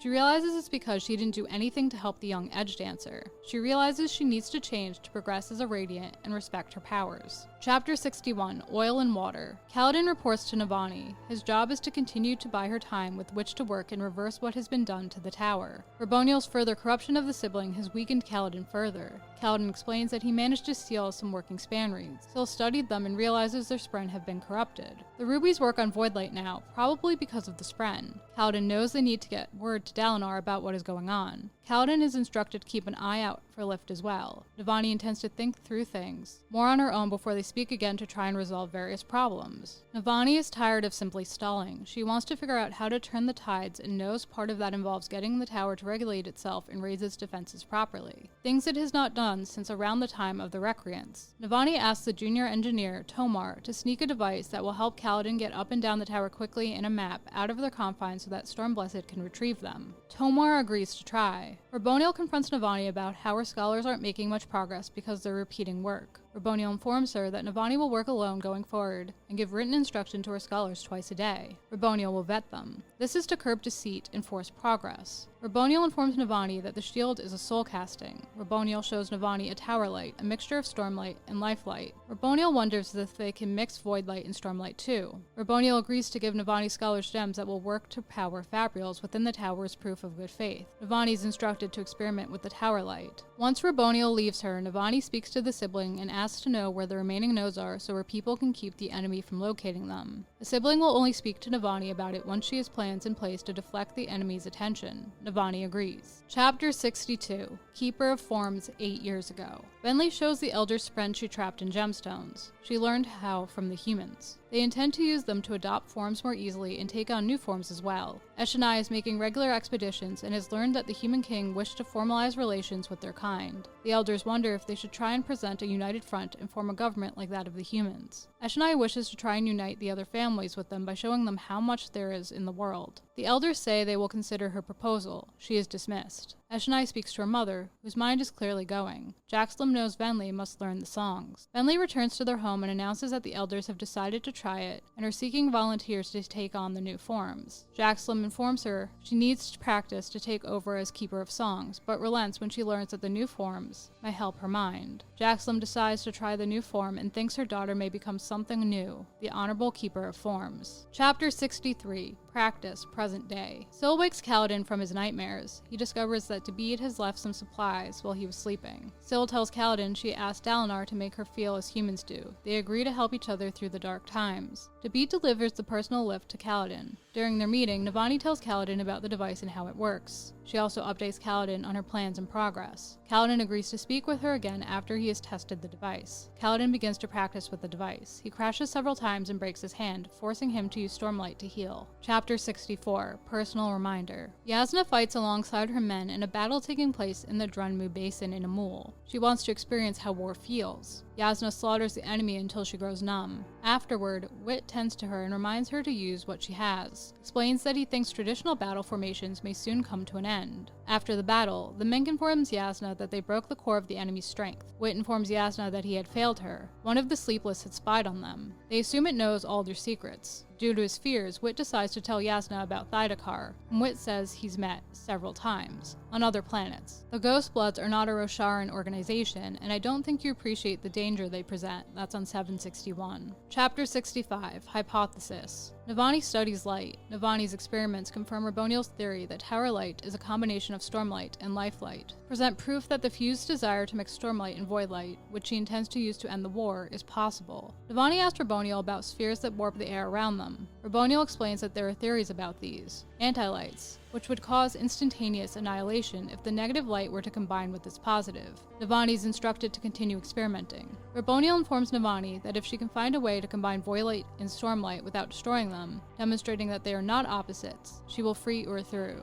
Navani can't help but wonder why Raboniel wants to prove or disprove whether the two light forms are opposites. Chapter 66. Bearer of Agonies. The Stormfather shows Dalinar that he can see the connections all people have. Dalinar visits Taravangian nearly 2 weeks after his betrayal. Taravangian tells him he did it because he is going to lose. Taravangian states that Cultivation told him so. Taravangian reluctantly admits that even though there was a slim chance they could win, he chose to sell mankind out. Dalinar doesn't agree with his actions. Taravangian could be wrong, asserts that he was, and that he did everything he had done for power. Taravangian denies it. He had allowed himself to be captured so Dalinar wouldn't go after Kharbranth. Dalinar asserts things could have gone differently if Taravangian had sided with them. Taravangian gives Dalinar permission to kill him since he had accomplished what he wanted. Dalinar decides not to kill him, so that he can live to see him defeat Odium. Dalinar departs. Seth warns him not to trust Taravangian. Dalinar doesn't. Chapter 67. Song of Stones. Venli informs Timber that she blames herself for her mother's death. Jaxlum had drowned. Venli had put Elaine and Kaladin's family together and tasked them with the care of the fallen Radiants. Venli begins practicing with her powers. Venli connects with the stones, who teach her their song and show her a past she should remember. Dawn Singer is working the stone. It makes her feel as though she belongs there. Venli begins to practice shaping the stone. Venli is visited by 3 Spren who who wished to bond with her friends. Bentley sends them away. Bonding with her friends would be too dangerous. She wants them to remain away until she finds a way out of their current predicament. Bentley thinks she may be able to use her powers to aid in her and her friends' escape. Chapter 68, One Family, 8 years ago. Eshonai leads her mother into a storm for her transformation. Eshonai absorbs the light from the gemstone her mother had been carrying and transforms. Eshonai embraces the change. Eshonai and a group of others discover that they have taken on a warrior's form. After the storm, an attack arrives on their doorstep. Bentley urges her sister to talk to Sherfell, their family's shard bearer. Eshonai does not want to use the shards against other listeners. Bentley replies that they must be prepared to use the weapons because the humans will turn on them eventually. Eshonai and those who had taken the new form visit Sherfell. There is a disagreement over who should take the shards. Eshonai decides that Sherfell should keep them since the others aren't ready. She asks that he stand with them. Sherfell doesn't want to use the blade to fight other listeners. She insists he will not have to, for the day will sweep in a new beginning. Eshonai and company approach the battle. She announces that they have discovered Warform and invites their terrified enemies to join them. They are reluctant to. Eshonai makes it clear that she intends to unify the other families into a single nation in order to better face the humans. She also makes it clear that her family will not fight today, but there will be repercussions if they are attacked. After her speech, the group departs to train and be admired. Chapter 69, Pure Tones of Roshar, Present Day. Navani continues her studies and discovers the pure tones of Roshar, 3 notes correlating to the 3 ancient gods with the power to prompt a reaction in the gods' corresponding light. Navani has no luck combining Stormlight and Voidlight. Navani speaks with the sibling, who explains Tower Light is her light, the one she can form. That the defenses no longer work because I don't have the light for them. I lost most of my strength when I lost the ability to hear the 2 pure tones of Roshar. I can make only a tiny amount of light, enough to power a few of the tower's basic fabrials, that's on 795. Navani is confused. She had thought there were 3 tones. The sibling explains that she is mistaken. There are 2 tones, one for each of the siblings' parents. She claims Odium's tone is false. Navani wonders if part of the reason the sibling lost her abilities was because Odium's tone became a pure tone when Odium became a true god. They need to find a way to restore the sibling's light and remove the void light from her. Navani is working on it. Navani returns to her experiments. She tries to mix life light with the other lights and fails. She knows what she is working on will determine who wins the war and tries to plan around it. She decides to create fabrial weapons as a defense. She disguised them as failed experiments. Navani speaks to the sibling. The sibling explains that the lights don't mix. They come together as one. That's on 798. The sibling informs her that she can sense Kaladin, that the Edge Dancer is surrounded by Ralkalest, which is why she is invisible, and she can see a Regal who can speak all languages. That Raboniel is also experimenting with light and hasn't gone as far as Navani. Navani asks if the sibling would be open to bonding with the singer in Bridge 4. The sibling states that there wouldn't be a point until her tower light problem is solved, since they won't be able to create the light either. They decide to focus on that problem for now. Navani shares her plans to protect the remaining nodes. They convince the sibling to tell her that one of the remaining nodes is in the well at the heart of Breakaway Market. The sibling wants Kaladin to infuse it with Stormlight to see if the corruption can be counteracted. The sibling refuses to tell her about the final node until she's seen that Navani's plans help. Navani returns to her work, but is interrupted by the sibling's light frantically flashing. The sibling tells her that the enemy has found the node in the well. She's doomed, and Kaladin is too far away to help. Navani insists the sibling contact Kaladin anyway while she figures out a distraction. Chapter 70, Well. Kaladin awakes from a nightmare. Syl informs him of the sibling's plight. Dabeed helps Kaladin prepare to meet the enemy and says his first words to him, life before death, on 804. Navani demands to speak to Raboniel. It becomes clear that the enemy had expected her to try and distract them, and she realizes that Kaladin is in terrible danger. On his way to the well, Kaladin is attacked by the pursuer in the Breakaway Market. Heavenly ones are also incoming. After Kaladin forces the pursuer to retreat, he engages Leshwi while Syl scouts out the node's exact location, so he can be led to it. Kaladin is wounded during the fight and realizes that his Stormlight is responding even more slowly than before.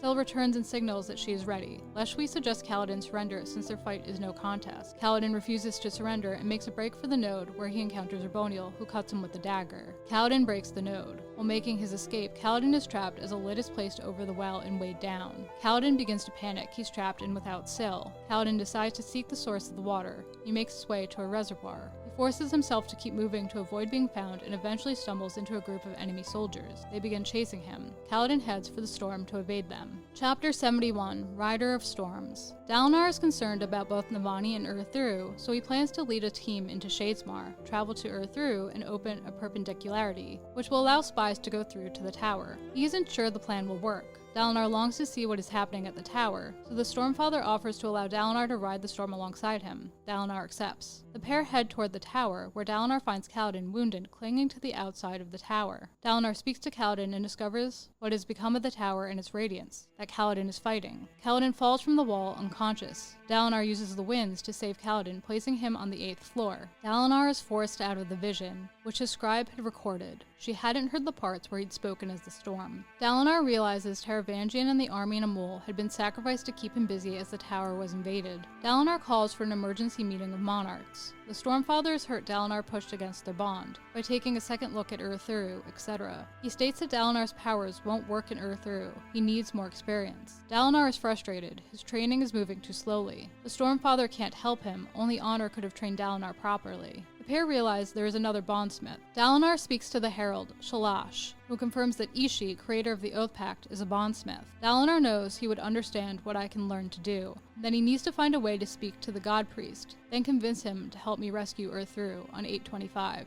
Chapter 72, Outmatched. Navani waits, nervous and knowing that she has been both outmatched and defeated. Raboniel comes to visit. Raboniel reveals that she had always listened in on Navani's conversations with the sibling. Either she did it or another fused. Navani realizes she provided the enemy with the location of the 3rd node. Raboniel tries to soothe her by blaming the naive sibling. When I touched the pillar, I knew the sibling was awake, but pretending to be dead. So I let the ruse continue and I listened. I couldn't know that decision would bear fruit on 827. Raboniel won't admit how she did it and insists Navani return to her studies and help end the war instead of fight her. Raboniel admits they didn't kill Kaladin, who isn't healing from his wound because the sibling's transformation is almost finished. That he headed into the storm. Raboniel departs. Navani prays for Kaladin. She feels like a failure. End of Part 3. Interludes. I-7. Szeth. Szeth is on guard duty, watching over Dalinar and Gavinor, whose laughter frightens him. Szeth is visited by a High-Spren who refers to him as his acolyte. The High-Spren agrees to accompany Szeth on his crusade to judge what is true.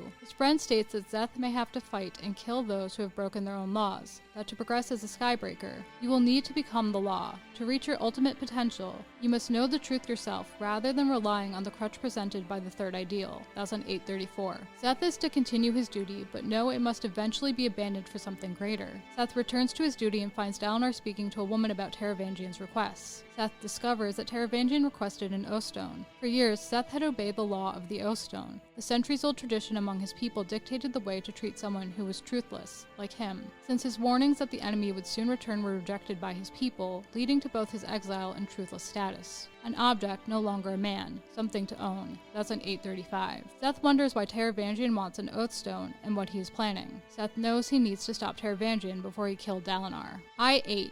Chiri Chiri. Chiri Chiri, a Kremling, overhears a meeting between Ryzen and another soft one. She learns of the sleepless, who are all around them and not human. Chiri Chiri hears a warning, one of the rhythms of Roshar. The soft one acknowledges that what Risen told them puts Risen in more danger, but Risen needed to tell someone. The old soft one says his knowledge doesn't extend into the god's dealings, and his self-indulgences nearly ended both the life and career of his most promising apprentice. The old soft one states that they will help Risen bear their burden. Risen states they must tell no one. The unnamed one says they will think on what they learned to figure out what advice to give. Mentions dawn shards, then departs. Chiri Chiri tries to speak, does a little, shocking Risen. I-9, the sword. Taravangian wants to meet with Szeth, alone. His smartest self had instructed him not to speak to Dalinar. When a visitor is announced, Taravangian assumes his planted seed had borne fruit. Taravangian is surprised to learn that Renarin had come to visit. Renarin claims Taravangian is lost in darkness, but not alone. Tells Taravangian if he sees anything that will help him come to a decision, he will inform him. Renarin departs. Szeth speaks to Taravangian while disguised as a guard and asks why he requested an oath stone. States that he will not follow Taravangian's orders. Taravangian asks if he brought the sword because the sword is something we didn't anticipate. It was nowhere in the diagram, but Odium fears it. Do you understand? He fears it. I think it might be able to harm him. We attack him with it. 842. Szeth reasserts that he will not serve him and refuses to be manipulated by him. Taravangian informs him his father is dead and continues, I believe his ability to see us here is limited. Therefore, we may talk freely. I doubt you can harm Odium directly unless you are in one of his visions. You must get into one of those visions. Can you do this? That's on 842. Taravangian begs Szeth for his help. When Szeth turns to leave, Taravangian instructs him to give Dalinar the sword. Dalinar is taken to Odium's vision sometimes. It should travel with him. Do you understand? Odium thinks the sword is an Urithiru. He doesn't realize you're here. He can't see it because of Renarin. That's on 842. Seth states that he doesn't understand Taravangian's attempts to manipulate him and refuses to help. Seth departs. Taravangian weeps. And I'm going to jump right back into things with Part 4, A Knowledge, the Summary. Chapter 73.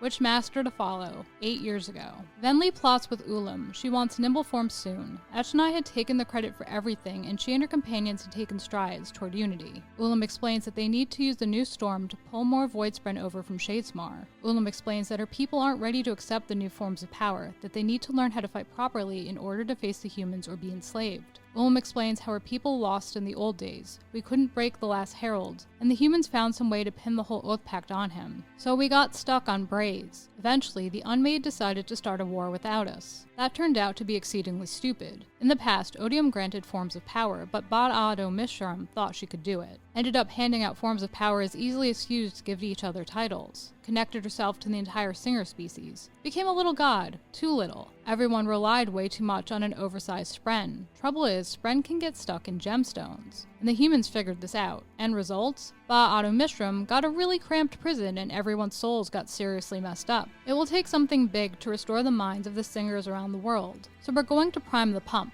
with your people. Get them into storm form and pull the big storm over from Shadesmar. Odium thinks it will work. That's on 847 to 848. Ulam promises Venli will be rewarded when the return occurs. States that they need to prepare her people to take on the new forms before summoning Odium's storms, after which point everything will resolve itself. Venli visits her mother, who is struggling since she keeps getting everything wrong. Venli tries to comfort her as she thinks on how she wants more and plots with Ulam, who insists she will be worshipped when she brings more forms to her people. Venli states her ancestors' primary teachings were not to allow their gods to rule over them again, not to adopt forms of power, and never to serve Odium. Ulam says not to serve him, but to contend with him from a place of power, since she had something he requires. Venli knows war with the humans is coming and that her people will be enslaved if they lose. She has to choose between their gods and enslavement, not their gods or freedom. Ulam asks her how she wishes to proceed. She asks that he help prove the humans will destroy her people. Jaxlum cries because she can't remember a song. Venli asks that Ulam have his agents living amongst the humans influence those at the palace. Get the Alethi to invite us to visit. Their king spoke of it before he left.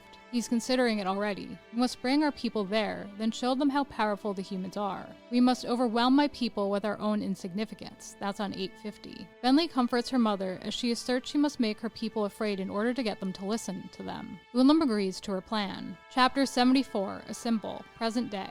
Venli blames herself for what happened with Ulam. She wants to try and make up for it. The Fused had spread rumors about Kaladin, including that he had been killed. Raboniel, busy with her research, had paved the way for the pursuer to lead the tower. His troops create tension and treat the humans cruelly. Elaine and Venli head to the Radiant Infirmary, where Elaine reveals a box filled with map cases he had retrieved from the Queen's information vault. He hopes they will help undermine the occupation and help Kaladin remain hidden. Elaine gives Venli a map of the tunnel complex under the tower. She thinks it may help them escape. Venli speaks to Liren, who claims to resist by controlling his situation and working with those who have power over him so he and his loved ones won't be hurt. 6 workers come bearing water for the Radiants. Liren notices that some of them have Shash glyphs painted on their foreheads. Venli realizes it gives them hope. Liren fears it will get them killed. They may follow in his son's footsteps, provoking a massacre. Venli thinks there is a chance, but also thinks it may help to keep them going. Serve as a symbol they can trust when they can't trust their own hearts, on 856. Liren isn't convinced and returns to his patients. Chapter 75, The Middle Step. Adolin had been incarcerated for weeks. Godeki had been allowed to enter lasting integrity to heal Adolin before being sent away.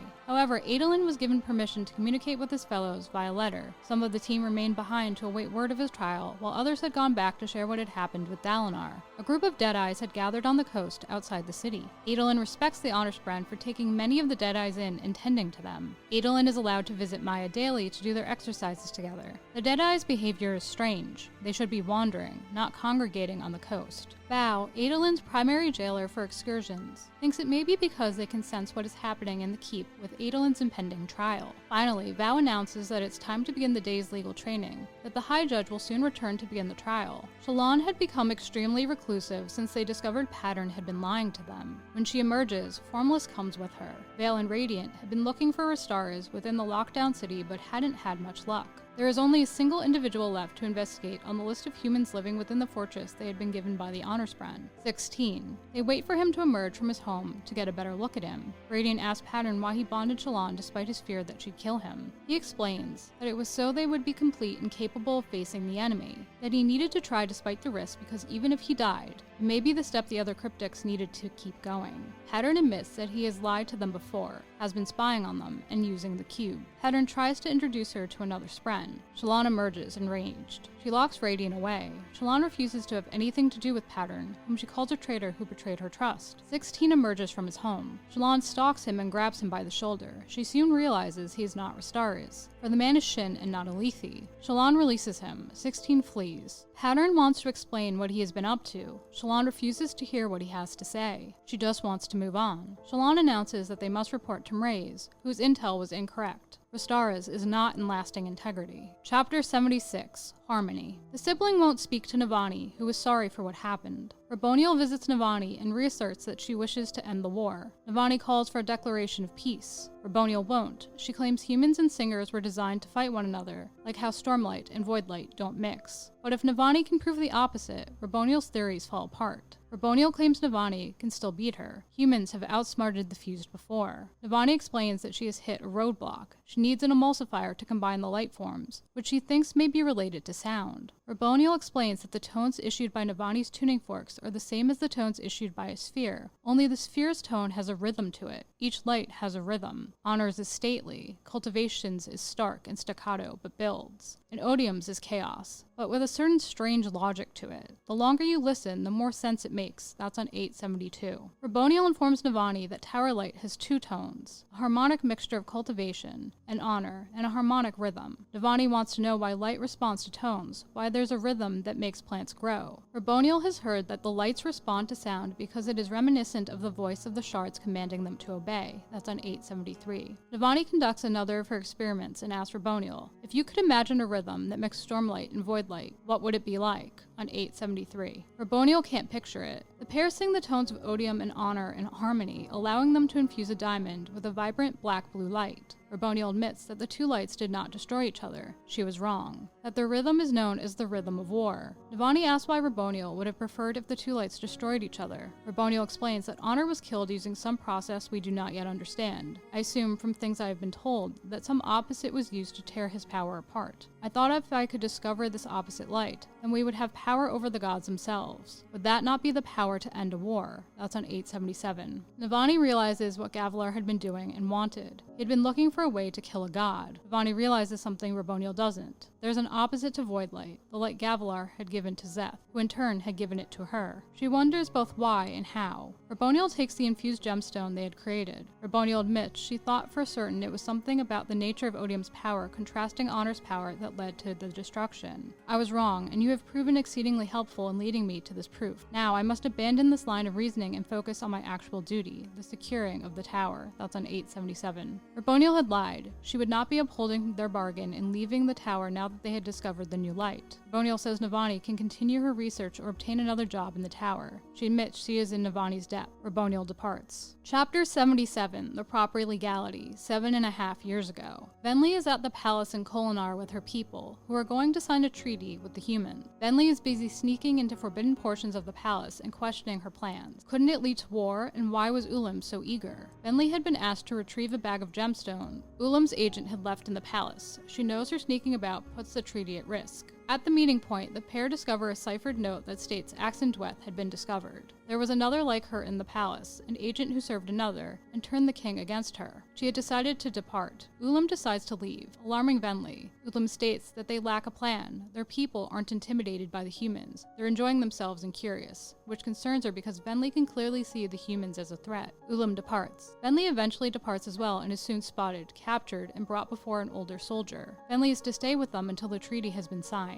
If anything goes wrong, they will speak again. Ulam reappears and announces they have a problem. There are heralds at the feast. Nail, who recognizes Ulam, arrives and takes Venli into his care. care. Nail wants to know how many Voidspren have returned, raves that he has not been vigilant enough, explains that he has legal jurisdiction here to act on behalf of the king. I cannot, however, take specific action against him. Tonight, I found reason to have him killed, but it will take me months of planning to achieve the proper legality. Fortunately, I have read your treaty. There is a provision allowing one party to legally break it and attack the other, should they have proof the other is conspiring against them. I know for a fact that Gavilar is planning to use this provision to assault your people in the near future. I give you this knowledge, sworn by a herald of the Almighty. You have proof that he is conspiring against you, and may act. The man who can help you is a slave for sale in the market. The slave you want is the sole Shin Man among the crowd. This Shin Man bears Jezreel's blade, and he is expertly trained in its employ. That's on 887. If she commits a crime, Nail will deem her innocent. Nail departs. Willem asks if Venli thinks her people will be desperate enough to listen if they were to start a war. Venli is uncomfortable with the idea. She had only wanted to prepare her people for the possibility. Willem wants to go ahead with Venli's original plan. He uses the information Nail had given them and Venli's ambitions to manipulate Venli into agreeing to strike first, so the humans fight back, and the listeners become desperate enough to take the forms or face destruction. Venli wants to see her people restored to power. She is willing to pay the price. She asks what she must do. Chapter 78, The High Judge, Present Day. Shallan tries to forget about the cryptic Deadeye she had seen. Pattern explains that he had been talking to Wit through the cube because he was worried about her. Wit warned him that he had been spied upon by the Ghostbloods, and that someone had heard their conversations, which was why Mraize knew so much. This means none of Shallan's friends are traitors. There is no spy, save for Pattern himself. Pattern agrees not to keep anything else from her. Shallan can't help but wonder who killed ELA though, even though Pattern's admission addressed many of her concerns. Shallan reports to Mraize about her inability to locate Rastaras and wonders if there is a way to confirm what Pattern had told her. Their conversation is cut off when she hears people shouting.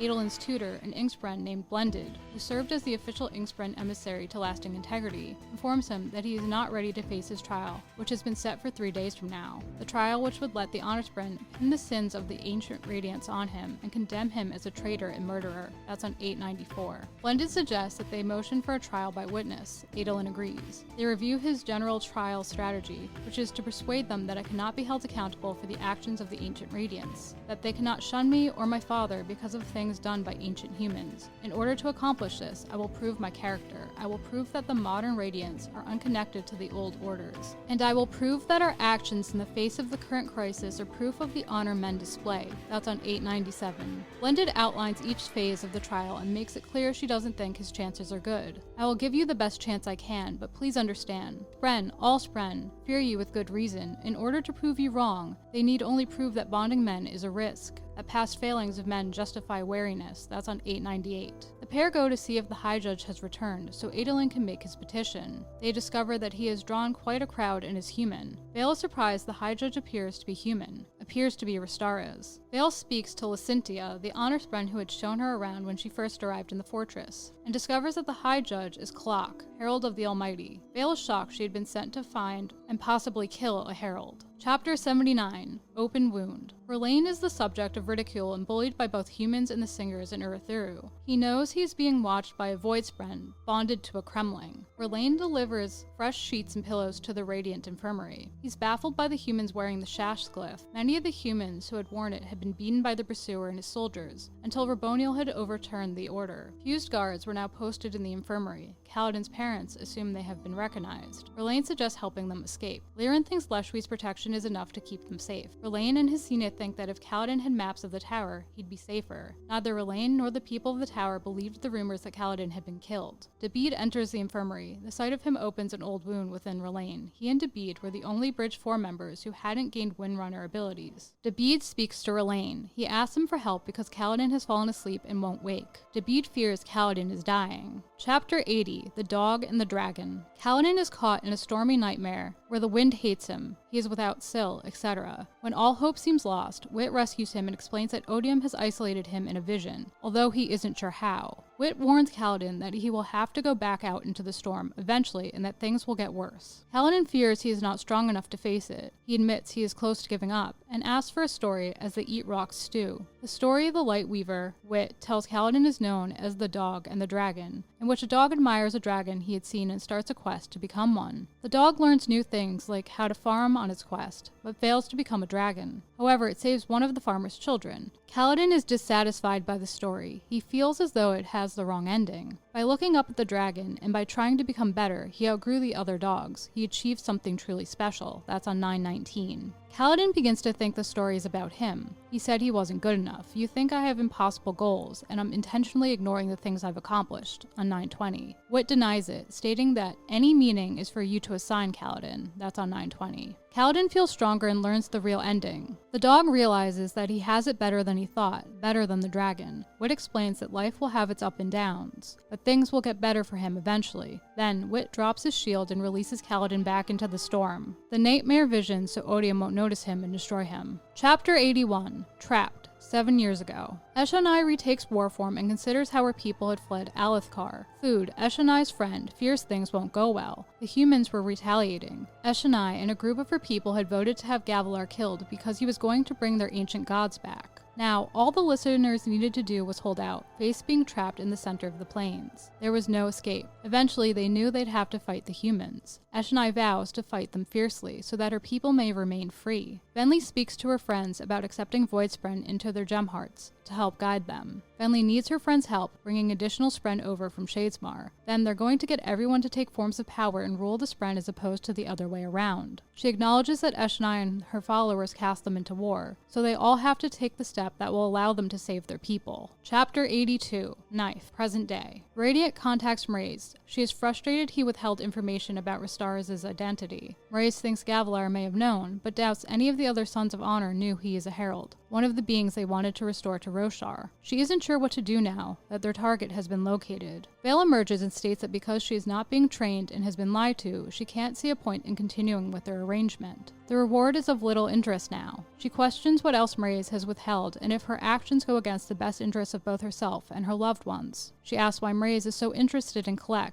and what she's really doing in the fortress. Vale finally opens a cube and finds a dagger. Mraize wants her to stab Kolek with the dagger, which will collect his soul, trap his essence within the gemstone on its grip. Mraize wants to communicate with Kolek while he is trapped. Apparently, Thydakar has an affliction he thinks Kolek may be able to help him with. Vale doesn't think it's good enough. Mraize calls Kolek a monster. He, along with the other 8, abandoned their oath pact and stranded Telenalat, the bearer of agonies, alone in damnation, to withstand torture for thousands of years. The enemy has returned, but have the heralds come to help? No. At best they hide. At worst, their madness leads them to hasten the world's destruction. Kolek wants to escape his duties. He worked with Gavilar knowing full well that doing so would cause the return of the fused and the end of our peace, because he hoped to find a way to escape this world. A way to abandon us, as he had already abandoned his oaths and his friends. He possesses knowledge essential to our fight against the invaders. However, he will not share it willingly. He hides himself away in the world's most remote fortress and tries to pretend there is no war, that he is not culpable. He is. The only way to make him do his duty is to bring him back by force. And the best and easiest way to do that is to trap his soul. That's on 930. Vale says she can't do it because he's Adolin's judge and his disappearance would arouse suspicion. The reason she had been sent becomes clear. She could take Kolek's place, vindicate Adolin, and force the Honorsprung to join the war. Shallan realizes they'd have to make the switch on the final day of the trial to reduce the act and learn more about him. Mraize insists that Kolek's delivery, sending Honorsprung to their world to bond humans, could save millions of people. Vale has her doubts about their ability to imitate Kolek. Mraize says that the herald's behavior is so erratic, it'll be fine. Shallan says it doesn't feel right. To sway her, Mraize revises their deal. If she does as she had been told, he will make them a full Ghostblood, which will provide her with knowledge and a say in the Ghostblood's actions. He insists she do what needs to be done. Save your husband, your kingdom, and your world all at once. Become the knife on 931. Adolin discovers the High Judge's identity. When Adolin approaches Kolek, he learns that Adolin has come to ask for the Honorsprung's aid in the war and to stand trial for the Recreants. Kolek thinks the war can't be won. The best thing is to escape, since the world belongs to Odium now. That's on 932. Adolin petitions for a trial by witness. Kolek accepts. The trial is to begin the day after tomorrow in a large public forum. Kolek makes it clear the trial is a sham before departing. Adolin doesn't think much of him. Blended takes Adolin away to prepare him for his trial. Chapter 83. The Games of Men and Singers. Venli learns from the stones that this place was once known as that a spren resided there that was not deceased, as Urboniel had said, that the tower had been shaped from a mountain. Venli practices with the stone, with her powers, and remembers her past. Venli meets with Leshwi and informs her the pursuer has located Kaladin's parents, that fused guards have been posted in the infirmary. Leshwi tells her to watch for other signs, that she is enough to keep them safe. Venli asks why she is spying on Raboniel. Leshwi replies, "We watch because we are frightened. To Raboniel, the games of men and singers are petty things, but so are their lives. We watch her, Venli, because we want a world to remain when she is finished with her plots." That's on 937. Venli heads to the infirmary to check up on everyone. She discovers that Elaine and Liren are fighting. Kaladin had survived his ordeal and was in a coma, dying. Elaine and David refuse to take Liren to him unless he promises not to give both Kaladin and Teft to the invaders. Liren insists Kaladin will die. Hesina decides she'll tend to Kaladin in her husband's place. Liren protests. If Kaladin is bleeding internally, he will require surgery. Liren agrees to help, but insists Kaladin will need to be brought into the infirmary if he's in a coma. He'll need long-term care. David says he'd rather die than be brought to the infirmary. Timber is excited. Venli mentions that she knows of an edge dancer whose powers work, one they could rescue. Venli, David, and Elaine rescue the edge dancer with the help of Venli's powers. The Bridge 4 members lead the edge dancer to Kaladin so she can heal him. It still isn't time for Venli to say the words. She'll know when. Chapter 84, Scholar. Something had always gotten in the way of Navani becoming a scholar, but now she was free to explore. Although she considers a different path for herself, she has too many questions, such as how one would go about creating Voidlight's opposite. She begins constructing weapons and traps, experimenting and creating more Warlight with Raboniel. They cannot create it without one another's help. Raboniel visits Navani and gives her a dagger with the ability to collect a Herald's soul. Raboniel admits she wanted to capture those noted to be within the tower, but they had departed with Dalinar. Raboniel explains that they've used the metal, Racium, to drain radiance of their stormlight for quite some time. It conducts investiture, drawing it from a source and pulling it inward. We used it to fill gemstones. That's on 948. Later they learned they could use it to capture both Spren and Heralds. Navani wonders if the information could be used to recover Jezereza Elaine. Raboniel says she'll put their souls somewhere safe, so they can't be released again once captured. Navani explains she wanted the metal because it may be a better method of conducting Voidlight and Stormlight. Navani realizes the tower's defenses had collapsed. Navani's only hope was to create a weapon with the ability to kill a god. Raboniel tells Navani to write down her findings and continue her experiments. Chapter 85, David. David had always been different. He was 6 when he started talking, etc. His speech informed people of his difference, so he just stopped doing it. After his mother perished, others had grown meaner to him. David had wound up running bridges after he was wrongly blamed for impregnating the wife of his Light Eye's master. He'd nearly been trampled to death by a horse used by one of the soldiers in Sidious' army and taken on battle shock. Kaladin had really helped him overcome certain obstacles in his life. David leads Elaine up the tower, where they meet Lift. David leads them the rest of the way. They find Kaladin thrashing on the floor. Lift heals Kaladin. David informs Elaine that he never spoke before because he didn't want anyone to know he was different. David claims his condition will be fixed when he bonds a Spren. Becoming a Radiant will heal me, because my brain isn't supposed to be like this. I was hurt after I was born. The tower said so. That's on 955. Teft wakes up. Lift had healed him. She has the power to wake the Radiants. Elaine and Lift begin to fill Teft and each other in. Lift has been in a cage, her Spren has disappeared, the tower has been occupied and Lift didn't know about it, etc. Kaladin stirs. He's finally awake. David had returned the favor and pulled Kaladin out of damnation. Chapter 86, The Song of Mornings, 1.5 years ago. The singers are at war with the humans. Venli is certain she made the right decision. Venli wants her people to break in the hopes that they'll be more willing to adopt a new form of power, Stormform. Venli's goal is about more than protecting her people now. She wants true freedom as well. Venli speaks to Denshil, a farmer, who is helping her gather small gem heart pieces from the gem hearts their warriors win during their raids. The remainder of the gem heart is put to work in the fields. Denshil says he has saved several hundred gemstones. Venli wants more. He thinks she is crazy but agrees to help. Venli speaks to Ulam next. He thinks they are close to being ready to bring the storm Spren across from Shazemar to capture them. The storm is nearly upon them. Venli makes Ulam promise he'll serve her when the storm comes, but they have to bring the Spren over first and persuade the others to take the forms. Venli isn't worried, although Ulam appears to have some doubts about their ability to make their plan work. Eshonai appears in the shards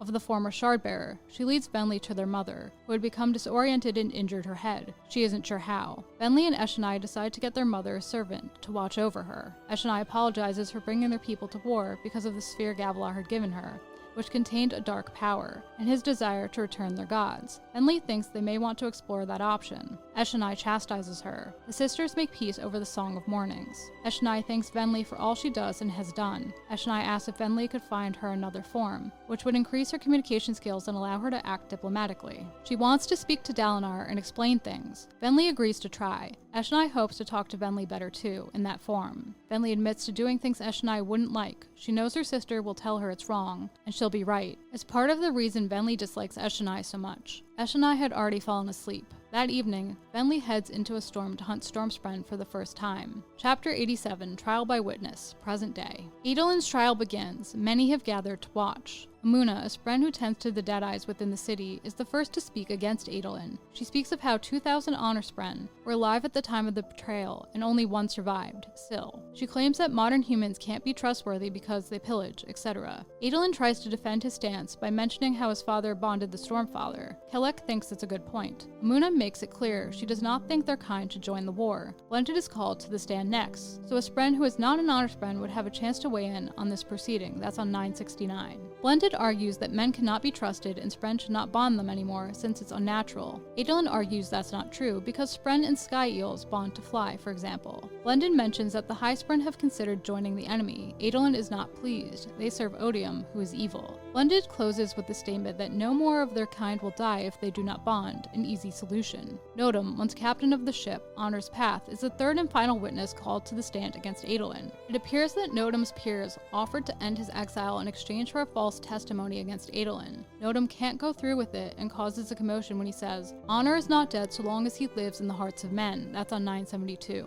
He is removed from the forum along with anyone who speaks the words. There is definitely some underlying tension amongst the Spren. Adolin speaks to Kelek after day one. He thinks the day went well for him because one witness couldn't refute the point he had made about Dalinar, etc. Kelek states the Spren deserve better than Adolin or himself. He refuses to order them to fight. To do so would be to abandon what little honor I have left. That's on 974. Adolin feels the trial isn't as hopeless as it seems if he can convince some of the honor Spren to join the fight, even if he loses the trial. Kelek responds with the fact that a lot of Spren are thinking about joining Odium's side and that if the honor Spren join him, many other Spren types would as well. You came here to recruit, but I suspect you will end up tipping these finely balanced scales and not in the direction you desire. That's on 974. After comforting Adolin about the trial and what he learned of the Spren's minds, Shallan falls out of a tree and pretends to be seriously hurt. Pattern sells the lie, saying she'll die if she can't get Stormlight to heal. Shallan is brought to a building containing lots of Stormlight-filled gems by Lysyntia and some others. Vale swaps one of her dun emeralds for a glowing one. Vale thanks Lysyntia for saving her. The Spren has to fill out some paperwork as Vale makes off with their prize. Chapter 88, Falling Star, a year and a half ago. Venli returns home. She has finally captured a Stormspren. She knows Stormform is near. Eshonai worries it could destroy their people. Venli counters they are already being destroyed. Eshonai heads into the storm and asks the Rider of Storms what he wants with her people. There is no answer. She claims everything she has done was to ensure the listeners remain their own people. Before she can return home, she encounters a chasm fiend and a Spren made of white fire. While the chasm fiend eventually departs, the Spren follows Eshonai home. Chapter 89, Voice of Lights, present day. Devani continues her experiments. Raboniel informs her that one travels to other worlds through Shadesmar. Raboniel tells Navani she doesn't have to use titles with her anymore. Navani's discoveries have made them equals. Navani's latest experiment fails to make anti-void light. Raboniel admits the deepest ones are close to locating the final node. She reasserts that she's tired of the war and wants it to end. Navani asks if she'd actually kill Odium to end it. Raboniel's response suggests that she would not. Admits she is trying to unmake the sibling. Navani wants to find another path. She suggests joining forces, a treaty. Raboniel says no. She feels the best way to end the war is with her people in control of the tower, barring a discovery made between them. She vows to unmake the sibling. Navani is saddened by her response. Raboniel decides to give her something, a performance involving herself and a pair of singers, in which they play Honor and Odium's tones. After the performance, Raboniel awards Navani with the title Voice of Lights. She bows to Navani. Raboniel departs. Navani realizes the title means nothing since she, her people, and the tower remained in their current predicament. Navani realizes she has been working as hard as she had to prove herself to Raboniel, but realizes that was pointless too since it didn't lead to peace. She knows it will be hard to find harmony. Navani reaches out to the sibling who is quite weak. She explains that Raboniel is unmaking her. The sibling is afraid to die, thinks Elaine would have made a good bond. She can't do anything with the barrier in place. The sibling's words haunt Navani, who longs to do something. She realizes that the music the enemy had produced had caused the sand on her desk, used during her work, to vibrate and create patterns. Navani realizes stormlight and voidlight are vibrations too, and in vibration, she'd find their opposites. That's on 989. Chapter 90, One Chance. Adolin realizes the stands have been filled with those predisposed against him. He knows that he must use this time to speak to prove that humankind was worth fighting for. As he speaks, he is quickly interrupted by a Spren who asks if he knew Dalinar had come close to killing the Stormfather. Adolin doesn't answer and continues speaking. He's interrupted again. He does not know what happened with the Stormfather and Dalinar. Adolin tries to speak to how mankind is banding together to face the enemy. He's attacked again and again with angry questions and comments, such as the fact that Kaladin nearly killed his Spren. Adolin is about to swear no modern Radiants have killed their Spren, but trails off. Adolin realizes that the Spren don't care what he has to say. They had planned to ambush him all along. He cries, "You say Spren don't lie, that Spren are not changeable like men? Next time you try to pretend that is true, remember this day. Remember how you lied when you said, I'd have a fair trial. Remember how you treated the man who came to you in good faith." That's on 994. He challenges the Spren. They are like humans and can't all be the same. Amuna leads the new Deadeye's cryptic, who was killed only a few years prior, into the trial. She claims it is proof of human lies, that modern Radiants can't be trusted. The trial continues to dissolve. Adolin realizes he has lost the crowd. He is assaulted by more questions. Adolin departs in shame. He had known it would be rigged, but had wanted to believe otherwise. Shallan and Adolin lie together after the trial. Adolin begins to think the trial was a stupid idea. He fears imprisonment. Shallan promises to break him out. Adolin wonders if it's right to try and get the Spren to fight. Not everyone is made for war, and he can't promise them they'll survive. Adolin wishes he could get through to them, turn things around on the final day of the trial. He wishes he could have been smarter, so he could have won. He wishes he knew what to do.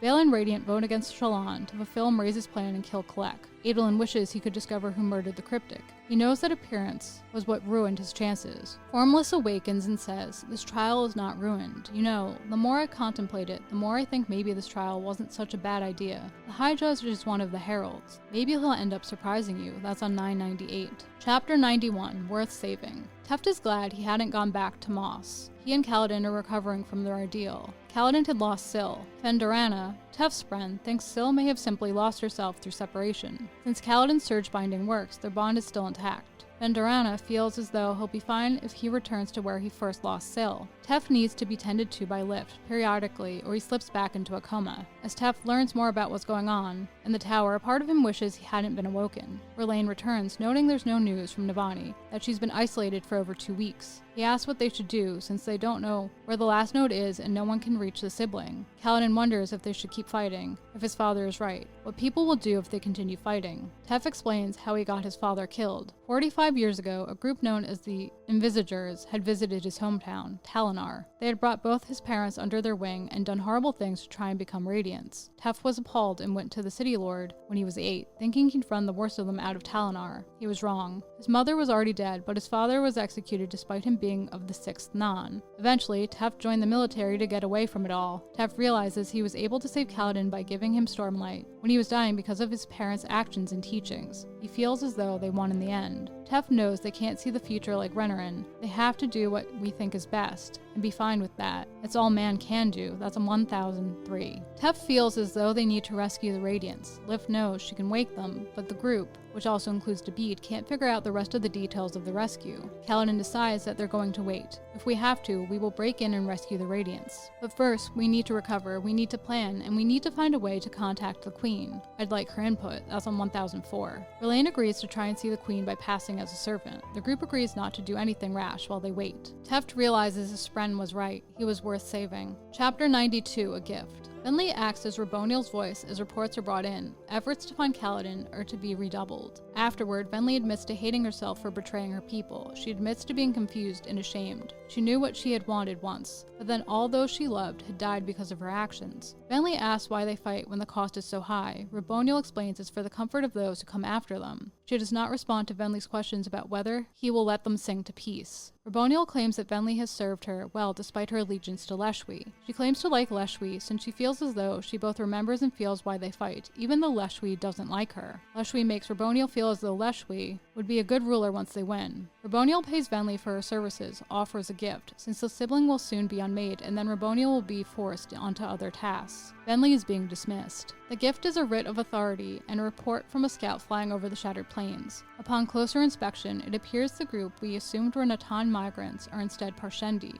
a group of a few thousand, with a large number of children. That's on 1009. Venli admits that some of her kind left before the Everstorm. They included rebels who didn't wish to take on new forms, children, and the aged. They fled into the chasms and had been assumed killed by the storms and the floods they caused. Venli departs without giving Raboniel a proper farewell. Chapter 93, Strong Enough. Shallan no longer exists. Formless has taken over, but for some reason, Vale can still talk, and she knows Formless isn't a new persona because of her drawing skills. Formless wonders how to remove herself from her current life. Pattern doesn't want her to go through with the plan to capture the High Judge. Formless, the best of Shallan's selves, light weaves into Lysyntia and departs. Pattern tells her what Wit had told him to say, that he trusts and loves her, and she deserves both. Formless sends him away. She knows it is time to become the woman she'd been building toward ever since she left her home to steal from Yasna, join the Ghostbloods. That's on 1013. Radiant admits to killing ELA. She poisoned her so Shallan wouldn't have to do it, to protect her and prevent what was currently happening. Formless breaks into the High Judge's home. Vale explains that she knows why Shallan is doing this. She has assigned herself a new name, so she can block out the pain, running. If she becomes the darkness she feels inside, there will be no going back and she can leave everyone she loves behind before they leave her.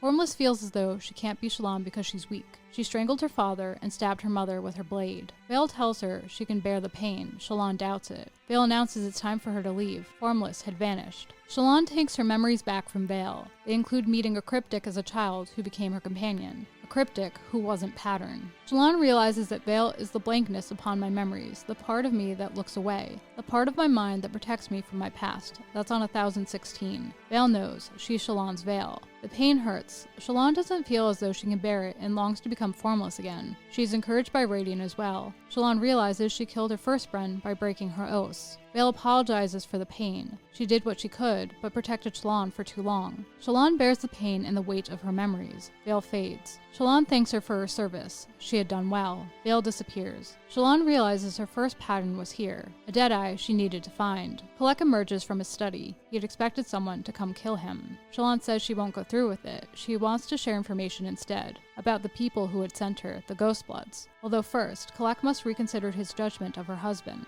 Lysyntia and several other Spren barge in and accuse Shallan of trying to influence the trial's course, of colluding with the judge. Although Kalek defends her, Seeker, the prosecutor on the first day of the trial, says Kalek has experienced another bout of weakness and needs to be sequestered for his own good. Chapter 94, Sacrifice. Adolin appears for the last day of his trial. The forum is crowded. Adolin discovers that Kalek is indisposed because Shallan had visited him and tried to influence the trial's course. Shallan is being held and Kalek is suffering from his time as a herald. Seeker explains that he will replace Kalek as High Judge. Adolin wonders how he can reach the crowd as the trial continues. Maya is called as the final witness. She is clearly terrified and grows agitated as Seeker speaks for her, claiming she is in pain for what was done to her, that she condemned Adolin, etc. Adolin wants her to be released. Since she is thrashing and crying out, Seeker had made his point. Adolin is ignored. Adolin begins to feel Maya's pain and anger. Adolin lends Maya some of his strength. She looks right at him and speaks, "We chose!" That's on 1025.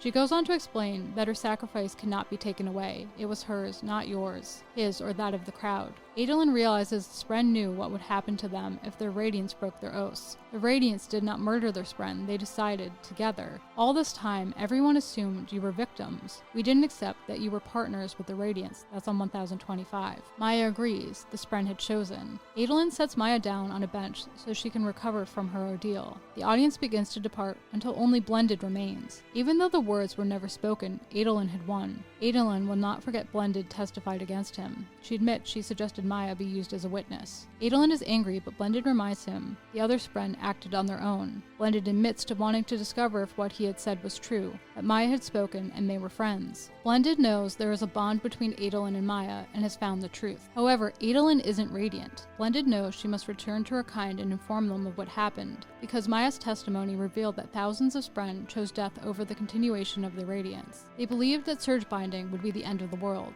that the solution was to bring an end to the radiance rapidly, with a high cost in lives. Adolin asked Maya if they had known what would happen if the Spren and their radiance knew they would become Deadeyes. Maya claims they did not, admits they did it to save them from something worse. Adolin wonders what it could mean. Blended believes it means they've gotten a lot wrong, claims Adolin passed the test for Maya's loyalty. Blended claims easy answers no longer are, but if dead eyes can begin to return. This is grand news, important news. I will convey this to my people. I do not know if making new radiance is a good idea, but I must admit that your ancestors were not traitors. Something did frighten them enormously, to cause humans in Spren to destroy their bonds, and if the Spren did not know they would die, then pieces of this puzzle are still missing. The questions are more complicated and more dangerous than we ever knew. That's on 1027-28. Blended departs. Maya follows Adolin, who needs to find Shallan and return to the Oathgate so they can report on what had happened. He isn't sure what the Honor Spren will do, but knows the Radiant relationship will never be quite the same again. Chapter 95. What She Truly Was, 14 months ago. The humans and listeners fought in the rain. The listeners were singing a song of summoning. The Everstorm was coming, and the listeners had storm form now. Venli is spared by a human soldier when she pleads for her life. She knows the storm will save her people by destroying the humans and raising her kind who still lived. Venli notices Eshonai fighting another shard-bearer along the ridge of the chasm. Venli watches as Eshonai is pushed off the edge of the chasm. She thinks her sister will survive, feels nothing. Venli decides she will go and find Eshonai later. Venli sees a force that loves killing, that craves death. She can feel it building. She knows something is coming, something terrible. She knows the new storm is here. Venli feels exposed. Knows that if the storm sees her, it will end her. Venli seeks shelter from the storm and realizes several things about herself, such as that she wasn't powerful, that she was a coward who cares nothing for her people, only herself. Chapter 96, 1,000 Lies, present day. Elaine finds Venli crying in the infirmary over a map of the Shattered Plains he had stolen. Venli tells him of what she had learned from Raboniel, that they are not the last of their kind, that Thud, some of Eshonai's friends, and more had separated and been allowed to escape by Eshonai. Elaine tells her that Kaladin and Teft are awake and that they are going to try and wake the other Radiants. Elaine wants her help. Venli says she can only make things worse. Venli tells him her story. Elaine calls her a monster and blames her for what is happening. Venli announces that she needs to find the others. She plans to use her writ to transfer to Kholinar and go on a scouting mission to the Shattered Plains with the Heavenly Ones. Elaine fears it will lead the enemy to the last of their people. He fears Raboniel wants Venli to take this course of action, that Raboniel knows Venli intends to go to them, that Venli is playing into Raboniel's hands. Venli feels she has to do something. Elaine agrees, but at a later time. Saving the Radiants should come first. Venli refuses to help Elaine save the Radiants. She needs to see if the map is true. Elaine is upset and calls her a traitor before departing.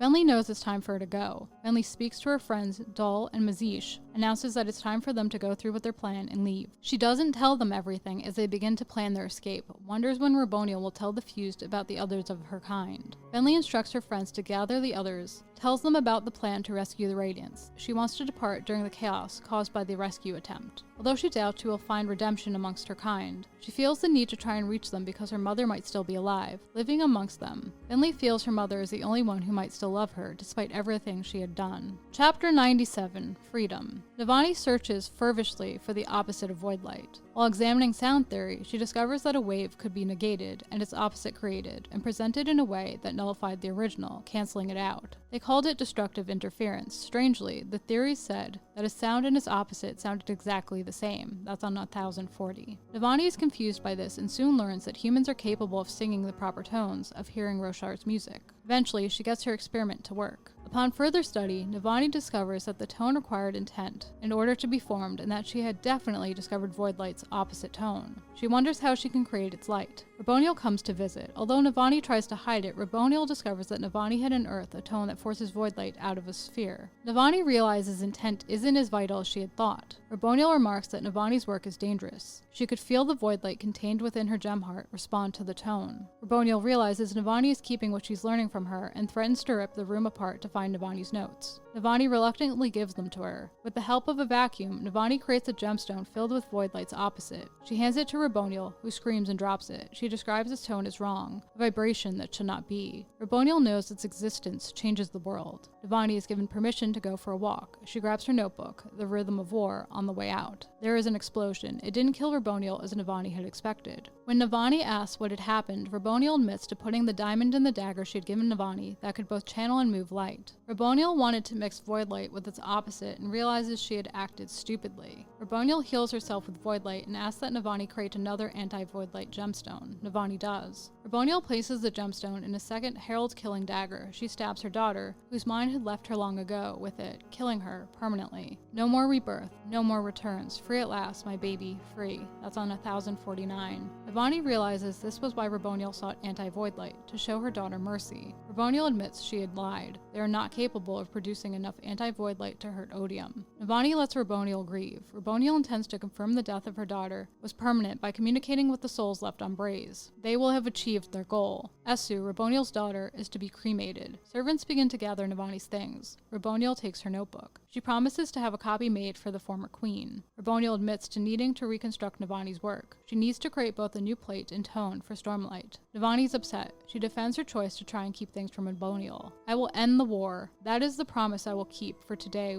we have discovered the means. Finally, a way to make certain that the Radiants can no longer fight. They function as fuse do, you see. If we kill the human, another Radiant will be born. The fight becomes eternal, both sides immortal. Today we end that. I have preserved the Radiants in the tower for a reason. Anti-Stormlight will need subjects for testing. Today is a momentous day. Today is the day we discovered a way to destroy Radiant Spren. I will let you know the results of the test. That's on 1050 to 51. End of part 4. Interludes. I-10. Hasina. Hasina studies one of the maps of Elaine stole. She is searching for her father, Tomat. Liren assumes he's still alive. Hasina admits she wants her husband to appreciate Kaladin, to stop blaming himself for Tian's death. He felt as though he had caused it by defying Roshone. Hasina urges Liren to change his behavior so he won't lose Kaladin too. Liren reminds her that Kaladin has told him several times that he is no longer his son. Hasina is frustrated by Liren's stubbornness and behavior. She refuses to let her husband continue to pretend that Kaladin isn't their son. Liren counters his child wouldn't commit murder in his surgery room. Hasina counters that their son is the best person they could have fighting for them because he has been conditioned to care. Hasina shows Liren the infirmary, the humans caring for the Radiants, with shash glyphs painted on their foreheads. Liren sees a group of fools resisting. He feels as though they will be crushed like he had been. Hasina takes Liren to speak to Norrell, one of the refugees from Hearthstone, who had been sent to the Ardents on suicide watch. Norrell explains that he wears the glyph because Kaladin inspires him to get up, to continue fighting despite his pain and battle shock. Hasina explains that she wants her husband to talk to the others in the room about why they displayed the glyph on their foreheads and really see them. Hasina leaves her husband in favor of her maps. I-11. Aiden. Aiden, the 13-year-old son of a potter, wants to become a windrunner. He feels as though Spren wanted people to be brave, and by being brave, he could bond one. He feels as though his father is brave because he tends to the Radiants regularly and goes out every night to do something in secret. Aiden hopes that counts in his favor with Spren. As he heads to work with his father, he notices a lot of soldiers and wonders if there had been a disturbance in the atrium. He hopes he has not missed Kaladin's reappearance. Aiden and his father eventually arrive to work at Master Liganor's shop. Aiden begins work in Krem. His father wants Aiden to practice his plates. Aiden feels as though there isn't a point. He won't need to know how to make plates once he can take to the air. His father counters that he'll need to be able to do something until he becomes a windrunner, and that he should never underestimate the value of a job well done. You want a Spren to notice you? Take pride in every job you do. Men who make sloppy plates will be sloppy fighting fused. That's on 1062. Aiden wonders how his father knows. Master Liganor arrives and mentions that something is taking place in the atrium. He intends to close up shop. The shop is closed, and Aiden's father departs. He reluctantly brings Aiden with him to go watch over the Radiants. Aiden gets the sense that he'd pick up a spear and earn his Spren that day. I-12. Vulnerable. Taravangian knows he failed to recruit Szeth and knows Dalinar would only respond to the right words. Taravangian delays reaching out to Dalinar.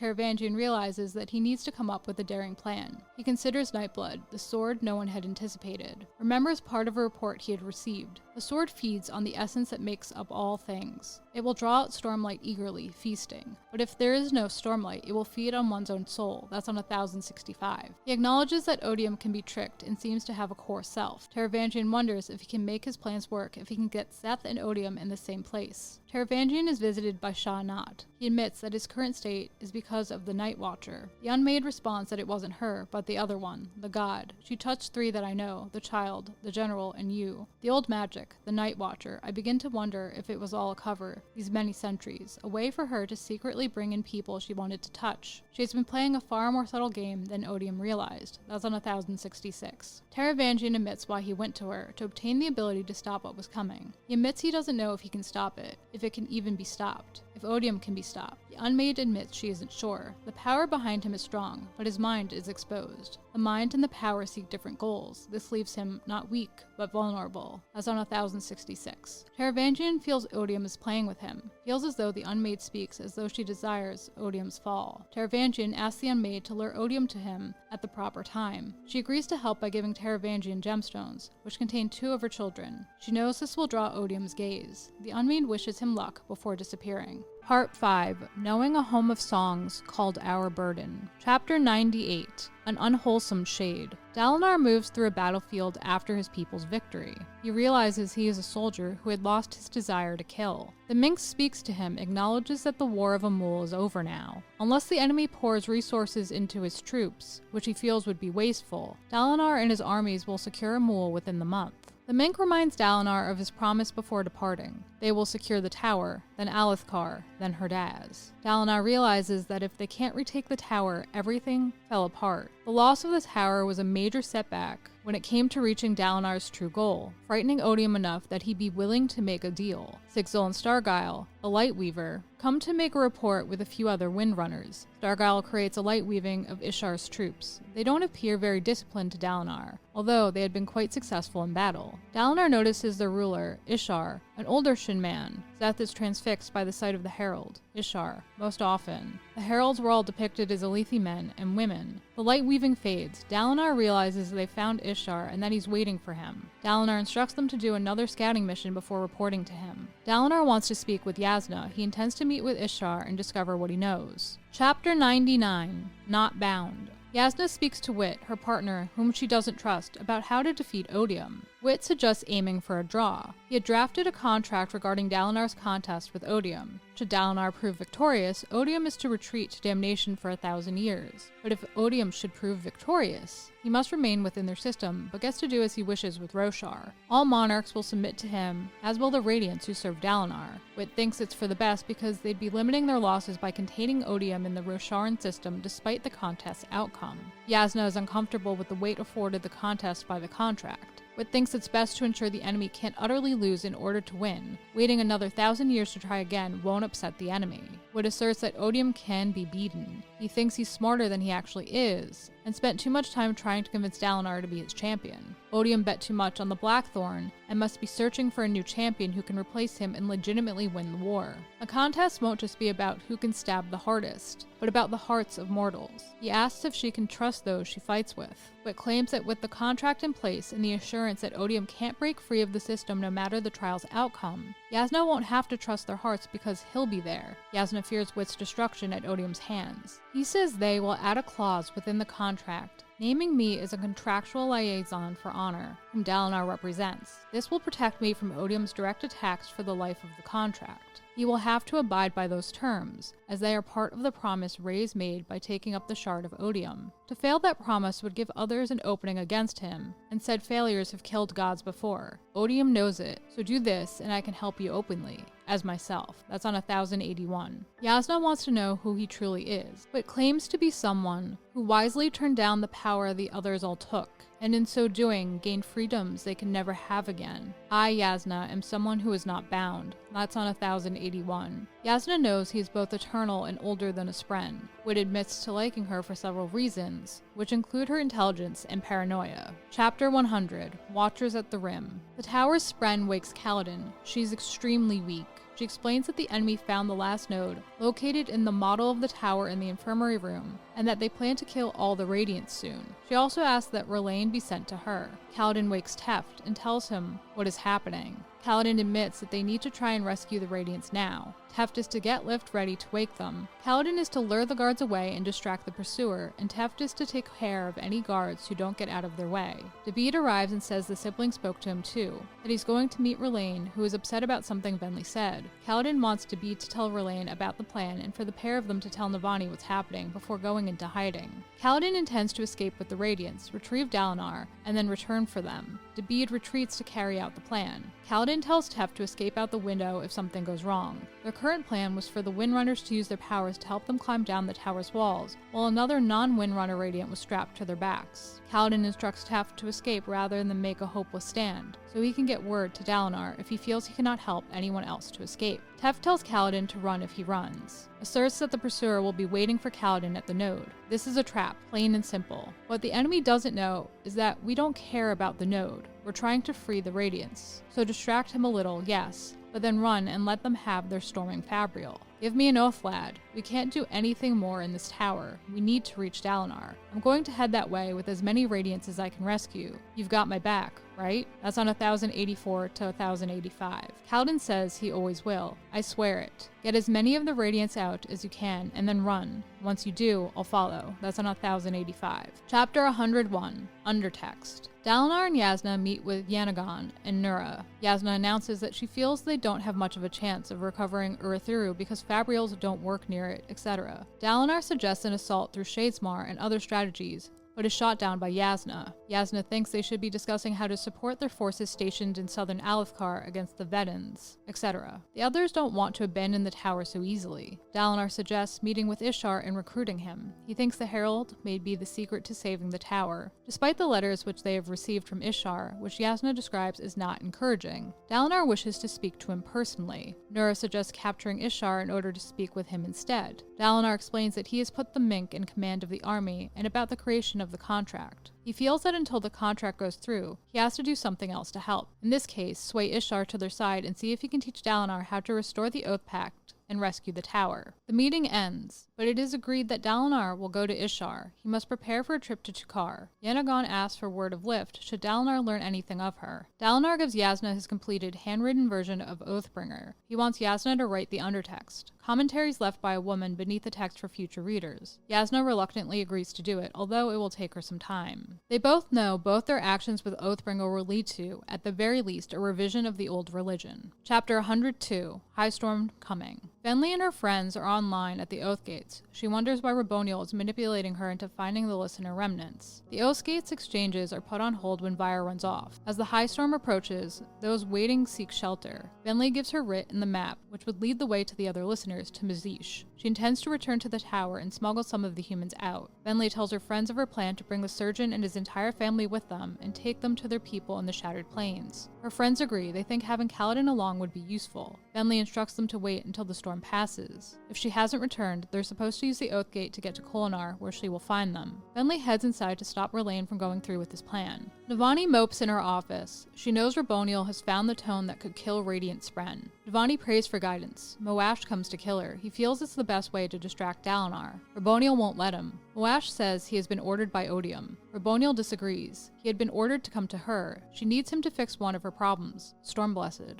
Raboniel instructs Moash to kill him. He says it's not possible. Raboniel gives Moash a dagger and instructs him to kill Kaladin Spren in order to deprive Kaladin of power. Moash asserts he can't kill him, but agrees to ruin Kaladin and keep him from interfering in exchange for Navani. Raboniel agrees as long as he destroys the final node. She feels the pursuer is trying to draw Kaladin out by delaying its destruction. Moash accepts and begins to head out, but is stopped by Navani calling him a monster and traitor. Moash feels no sympathy. He feels she didn't do enough to help innocent people, claims that she has no idea what the day will cost him. Moash bursts a light with Stormlight and flies off. Navani continues to pray. She locates the dagger Raboniel had used to kill her daughter. It maintains a small charge of anti-void light. Kaladin heads toward a trap. He senses Syl as he nears the breakaway and is reunited with her. Kaladin tells her what is going on. She tells him a high storm is coming, and that she feels sad and cold because of their time apart. Kaladin understands. Kaladin finds the pursuer in the atrium, blocking the way to the infirmary. The pursuer moves in for the kill. Chapter 103. The Legend You Live. Kaladin begins fighting, drawing most of the guards from the infirmary. A storm form remains. Teft manages to render it unconscious as Lift heals him during their fight. Lift and Teft enter the infirmary. Teft seals the door and begins looking for the surgeon when Lift screams. A body had emerged from beneath the sheet, startling her. Moash had used his sharp blade to catch her thighs, ruining her legs. Kaladin engages the pursuer. He knows he only needs to give Teft and Lift enough time to carry out their plan. Kaladin vows to kill the pursuer over and over again, destroying the legend he had crafted around him. Eventually, the pursuer will be known as the Defeated, the creature who could never beat Kaladin. Moash kicks Lift toward the wall. She has been rendered unconscious. Teft notices Kaladin's family has been bound and gagged. He He realizes they had stumbled into a trap. Moash engages Teft. Teft is armed with a long knife, and Moash has the assassin's honor blade, the one that had murdered Gavilar. Chapter 104, Full of Hope. Elaine is recognized by a guard while trying to carry out the plan. As a result, he and David are led farther away from their goal as a guard takes them to confirm they're allowed to deliver water to where Navani is. He knows that they will have to find a way to get him out of his current predicament if the sibling wants him. Kaladin taunts the pursuer as they continue to fight. Kaladin calls him the defeated one, announces that he does not fear the pursuer, etc., loud enough for all of their onlookers to hear. Kaladin raises his knife over the pursuer, causing him to flee into his fourth and final body. Kaladin announces he is death as they prepare to continue fighting. Bentley makes her way to the atrium and realizes she is too late. Elaine and his friends had already begun to carry out their plan. Kaladin is fighting the pursuer. Bentley discovers that she really wants to help but can't do anything about the fight. She had to think about Elaine, the surgeon, and his family. Bentley speaks to Leshwi, who explains that the pursuer has used all of his husks and will need to run and renew himself but won't because the fight is being watched and Kaladin is clearly in control. The human appears strong and immortal, the fused small. Teft notices that Lift is awake. She's dragging herself toward another Radiant. Teft knows he needs to keep Moash's attention. He asks why Moash turned traitor. Moash claims it was peace. Moash kills a resting Radiant, forcing Teft to fight him openly. After taking an injury to his side, Teft tries to surrender and offers to wait for Kaladin. Moash does not accept. Teft realizes he is full of hope. Moash stabs Fenderana with the dagger. She shrinks, her essence burning. Teft is in agony. He collapses near the white spot in the sand Moash had scattered. His friend's remains. Moash is glad he can't feel sorrow anymore, explains that he resents how eagerly Teft followed Kaladin and Kaladin's love for him. Moash calls himself Silence, the quiet that eventually claims all men. Teft announces Moash can never have what he has, the knowledge that he is loved. Teft dies, filled with hope. He had been stabbed through the neck by Moash's blade. Chapter 105, Children of Passions. The high storm rages. Kaladin tells the pursuer to flee, although he will never stop chasing him.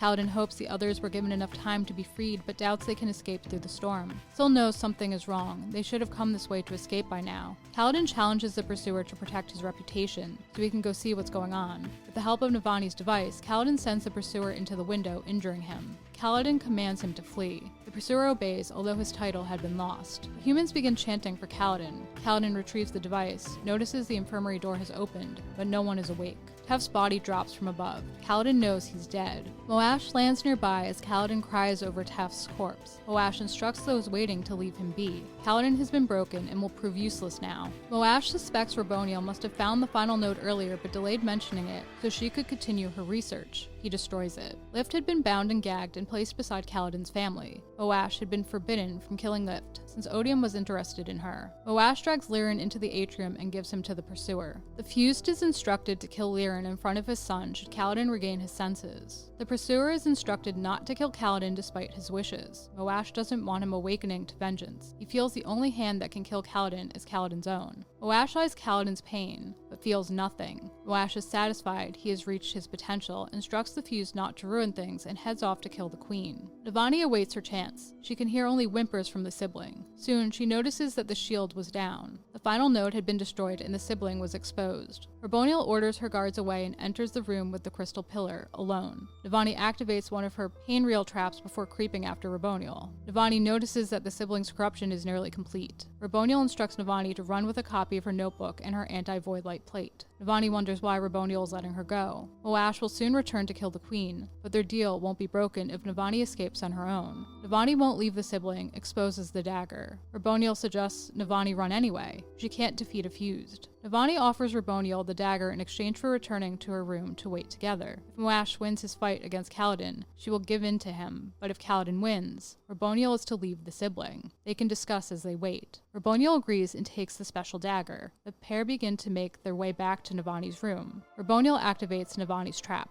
Chapter 106, 100 Discordant Rhythms. Kaladin feels defeated. He couldn't protect those he loved. He is claimed by a sense of numbness. Raboniel collapses, in pain, dropping the dagger. Navani works through the pain, grabs the dagger and stabs Raboniel with it. Raboniel doesn't die immediately. The dagger hadn't contained enough light. Raboniel instructs Navani to take the notebook and run before Vyre returns. Raboniel knows she will die. She can no longer hear the rhythms. Her soul is perishing. Again, she instructs Navani to run because the war must end. Navani retrieves her notebook. She realizes it's a way to end the war since it contains the secret to permanently killing the fused in Radiant Spren, that she needs to smuggle it out of the tower. It was only a copy. The original probably having been sent to Kholinar to be given to Singer military leaders. Navani remarks that Raboniel was looking for a way to end the war, but didn't care who won. Raboniel denies it. She wants the Singers to win, but declares that the humans winning is better than an endless war. Again, Raboniel instructs Navani to run. Navani is struck by a throwing knife, next to her right breast. Moash had returned. Navani fears Kaladin is dead. Everyone watches Kaladin, consumed by his grief. Timber urges Venli to show Leshwi what she is. Venli won't. The pursuer feels as though the vigil is stupid and shoves Lirin over to Leshwi.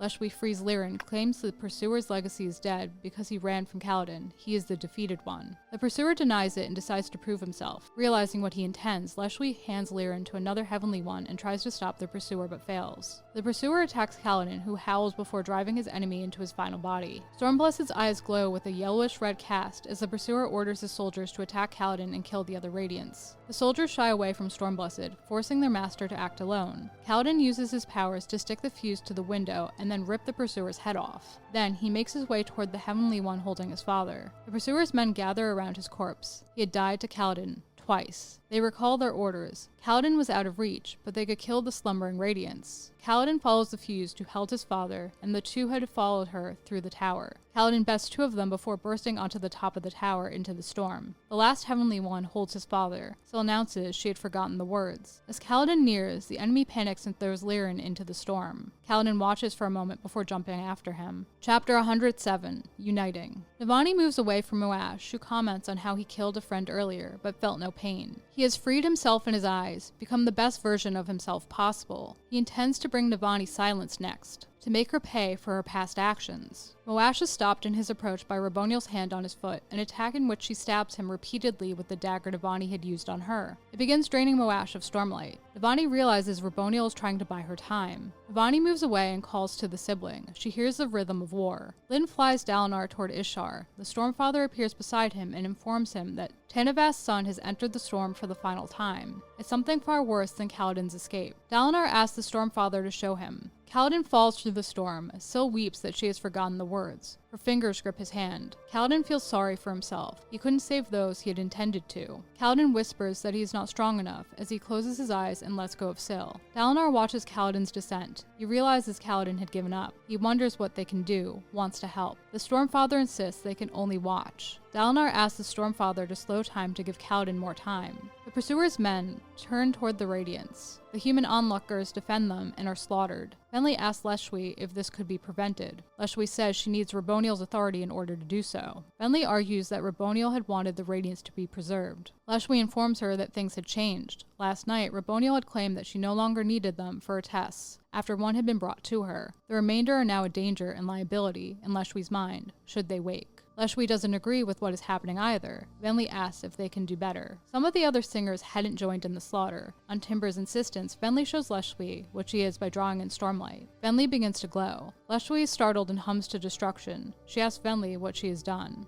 Kaladin enters the place between moments and speaks to the Stormfather. Kaladin claims to have forgotten the words, asks if they could mean anything if he doesn't feel them. Kaladin asks if he can lie in order to swear an ideal. He claims he has to go, but knows it is a lie. Wonders if the reason why he can't say the words is because it feels like too much. The Stormfather doesn't seem pleased. He asks Kaladin if he would force misery upon Syl again. Kaladin wonders, begins to struggle, then realizes he is too weak. Dalinar realizes the Stormfather's words weren't enough. He wants to give them more time, but the Stormfather says they cannot. Dalinar realizes they are in the place where the Stormfather causes visions to occur. Time sometimes moved in particular ways in visions. Dalinar forges a bond. Dalinar connects and unites him. Chapter 108, Moments. Kaladin has a vision of the day Tien was killed. He had gone to fight with two frightened messenger boys so they wouldn't be alone and could have someone to help them feel courageous. The vision fades and Tien is there for Kaladin as he had once been there for the messenger boys. Tien comforts Kaladin and offers him a new perspective. He should think about how lucky both he and Teft were to be able to help one another when Teft was still alive instead of focusing on his inability to protect his old friend.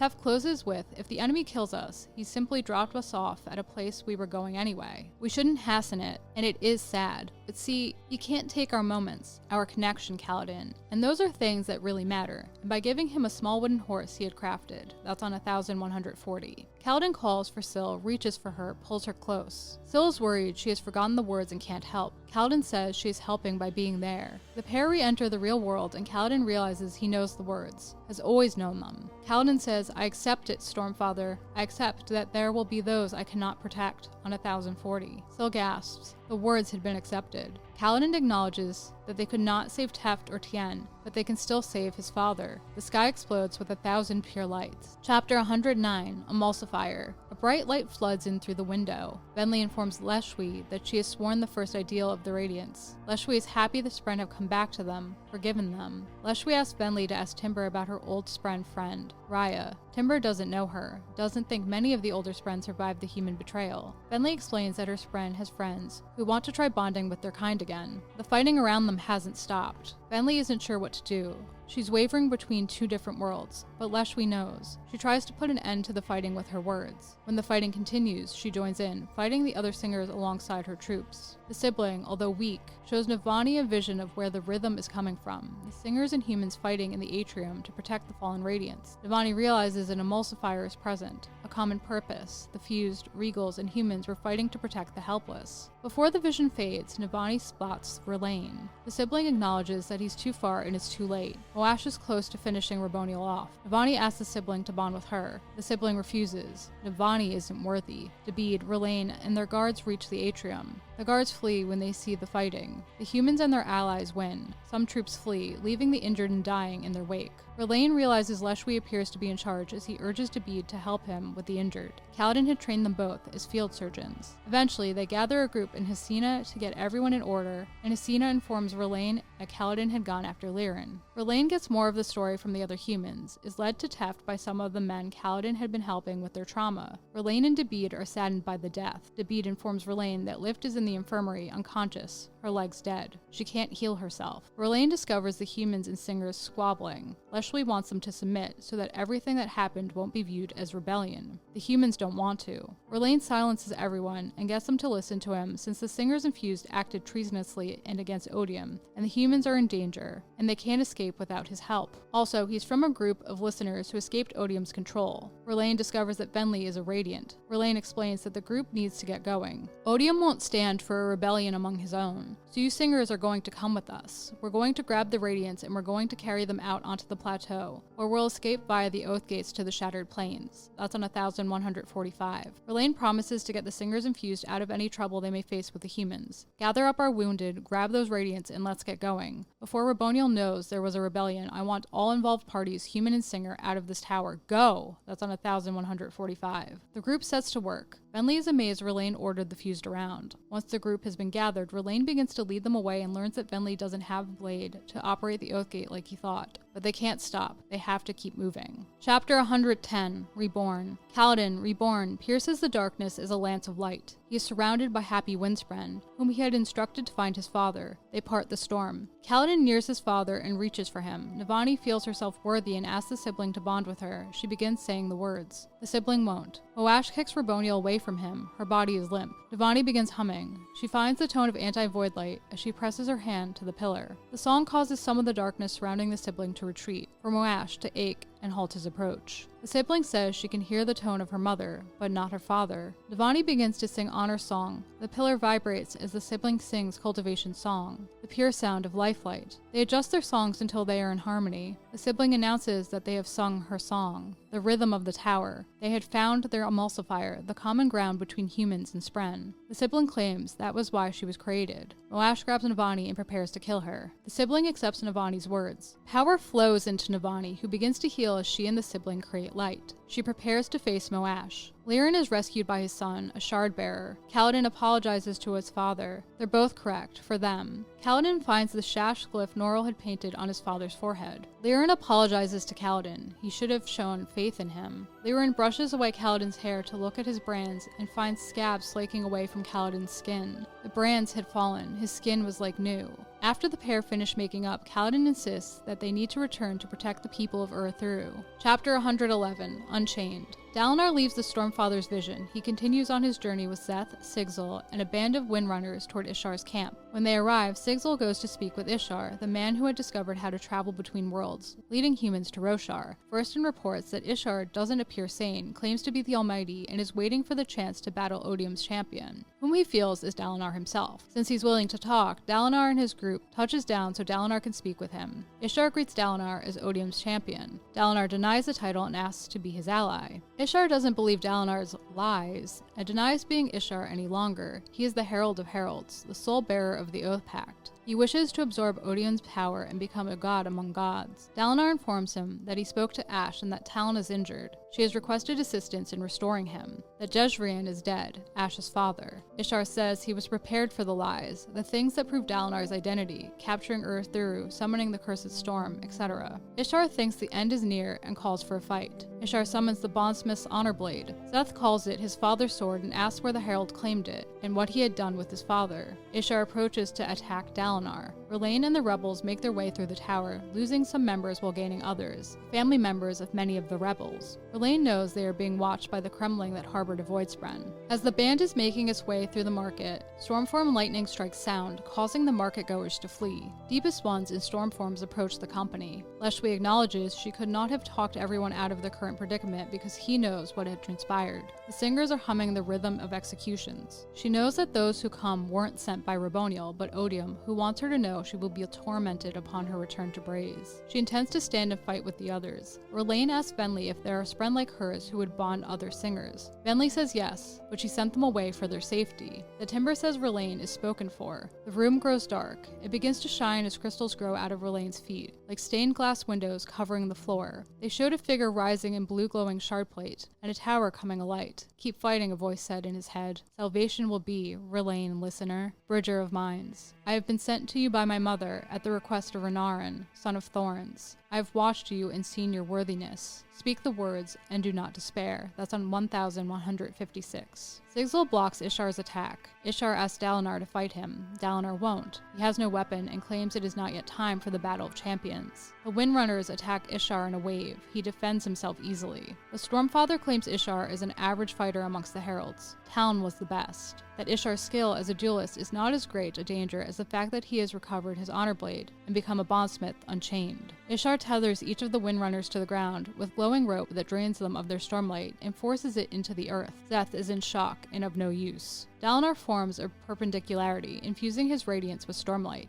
Ishar doesn't understand how it's possible. Dalinar explains he bonded with the Stormfather, explains that he needs a teacher and help restoring the radiance in the tower. Ishar thinks the enemy has corrupted the Stormfather. Ishar begins to take Dalinar's bond with the Stormfather and with Odium, a bond he doesn't understand, since Odium thinks Dalinar will fight against him. It pains Dalinar and his spren. Szeth puts a stop to it with his blade and asks where Ishar got his blade. Szeth collapses the perpendicularity. The Windrunners begin to stir since their bindings had been destroyed. Ishar explains that he did not kill the previous owner of the sword, that it was returned to him since the Shin served the heralds and were merely holding the sword for him. The Stormfather informs Dalinar that Ishar tried to steal their bond. The Windrunners all feel terrible. Szeth knows Ishar is lying. His people had no intention of returning Ishar's sword to him. Ishar denies it. Szeth's father gave the blade and thanked him for letting him die. Szeth charges Ishar. A charge of power is released when their blades meet, which sends both men backward. Ishar drops his blade and Dalinar notices a chip in it. Ishar opens a perpendicularity. As Dalinar gives the order to depart, Ishar speaks to him. He claims he can see clearly that all bondsmiths have a connection, that his sanity is slipping. His mind is broken and he isn't sure it can be mended. Perhaps you can restore me for a short time after an ideal is spoken near me. Everyone sees a little more clearly when a radiant touches the spiritual realms. For now, listen well. I have the answer, a way to fix the problems that beset us. Come to me in Shinovar. I can reset the Oath Pact, though I must be sane to do it. I must have help to... The voice stumbled as if warping. To defeat you, champion of Odium. That's 1161. Ishar claims he will fight again and that he cannot be defeated. He is almighty. Dalinar and his men take to the air. Dalinar watches the herald and his men step into the perpendicularity and make their way into Shadesmar. Navani and the sibling can create light together, which can drive Moash back, bring Fabrials to life, etc. However, the sibling is still weak from Raboniel's corruption. Navani realizes she needs to vent the void light in the system so that they can restart the tower's protections, etc. As she sets to work, Navani notices that Kaladin, who had achieved the fourth ideal, is moving toward her in order to rescue her. Navani gets his attention by making lights flash on the walls. Navani informs him that the pillar is secure and he needs to go to the market to inform their enemies that they should retreat. Kaladin obeys. Navani gets to work. Dalinar and his men linger above Ishar's camp. Although the Windrunners feel horrible, the Stormfather explains it was because Ishar connected them to the earth and made them feel as though the stones were part of their bodies. That the powers of bondsmiths are that of creation, once limited by honor but no more. The Stormfather claims to have never liked Ishar, whom he had seen as ambitious. Although Ishar could not take all the blame for Ashen, humankind's first home's destruction, he was the one Odium tricked first into experimentation with the surges. Sigil wants to depart. Dalinar wants to wait a bit longer to see if Ishar returns. Dalinar speaks to Szeth, who wishes to know how Ishar knew about his people. Szeth says he must prepare for his next ideal, a quest in which he returns to his people and faces them. Explains that his people have all but 3 of the honor blades. He must go on his journey alone and prepare. Ishar should not have known. When Ishar doesn't return, Dalinar gives the order to be taken down so they can explore Ishar's tent and see if he left anything of value, like notes on the applications of bondsmith powers. Aiden stands with the other humans in the atrium against the fused and their allies. He is rescued by glittering blue shardplate, along with the bead and a few others. Kaladin had returned to protect them. Kaladin bears the siblings' word as lights burst on the walls and ceiling. The ground trembles, the stormform's lightning is extinguished. Deepest ones go limp, trapped in the stone. Heavenly ones fall to the ground, unconscious. The radiants begin to stir, etc. Kaladin announces that the enemy must turn in their weapons to remain unscathed, as long as they promise to tell him that he's going to enjoy hearing what he looked like when he discovered what transpired today. Dalinar and company enter Ishar's tent, which smells with a chemically harsh odor. What they find is something the Stormfather claims is not possible: the corpses of Spren, such as a cryptic. Sigil finds a ledger which he feels contains a list of experiments and notes, such as cryptics and ash spren are impossible to bring over properly with our current knowledge. The process of creating bodies for them results in a physical form that collapses upon itself immediately. It appears their physiology works against the fundamental laws of the physical realm. That's on 1168. The Stormfather instructs Dalinar to leave immediately, so they can warn his children. Dalinar agrees. The group is to grab anything they think may prove useful before meeting him outside. It's time to depart. Moash flees as the tower comes alive. His connection to Odium had been pushed away. He begins to feel pain over his actions, pain he didn't want and had given away.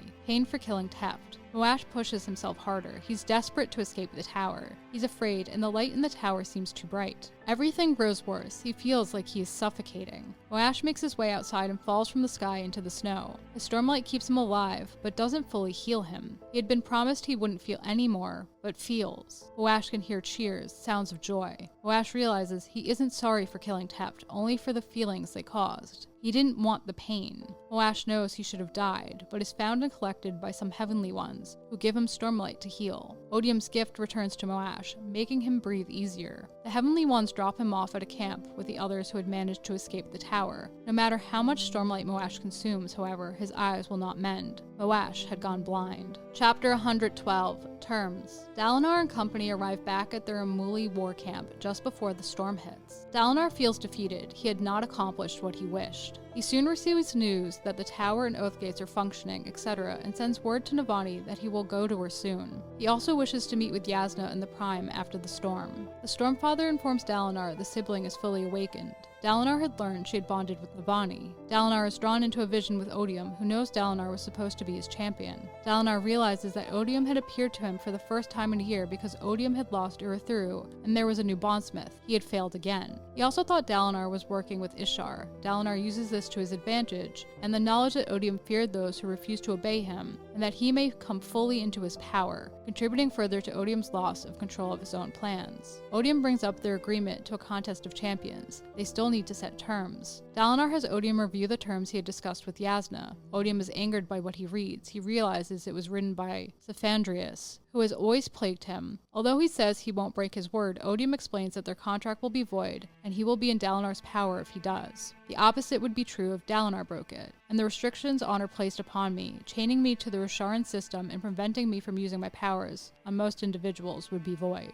But that is not going to happen, and I am not going to break my word, because if I did, it would create a hole in my soul, which would let cultivation kill me. That's on 1174. However, Odium can't agree to the terms because the Everstorm changed things. The fused are free now, etc. He can't agree because he is incapable of doing what is asked of him without destroying himself. Dalinar won't agree, but Odium offers to agree to less. Odium explains that Roshar is a training ground. He needs soldiers for a battle for everything amongst the gods. Odium agrees to everything but containing the fused in Voidspren. In exchange for you giving up one thing you wanted, I will give up one in turn. If I win, I will give up my grand plans for Roshar. I will leave this planet for 1,000 years and abandon all I've worked for here. I give you and the singers freedom to make your own peace. Freedom for you and freedom for me. This is all I ask for my victory. As you represent Honor, you can relax his prohibitions on me. No matter what happens in this contest, you never have to worry about me again. All I want is away from this miserable system. That's on 1175. Dalinar wonders who to trust more, Wit or Odium. Realizes he doesn't trust Odium at all. Honor must have died to trap Odium on Roshar for a good reason. Dalinar asks to be returned. Odium wants to make an agreement and to stop delaying. The pair argue back and forth on what they want, and Odium makes it clear that he wants Dalinar to join the Fused if he wins. Eventually, the pair draw up and agree to these terms. A contest of champions to the death. On the 10th day of the month Pala,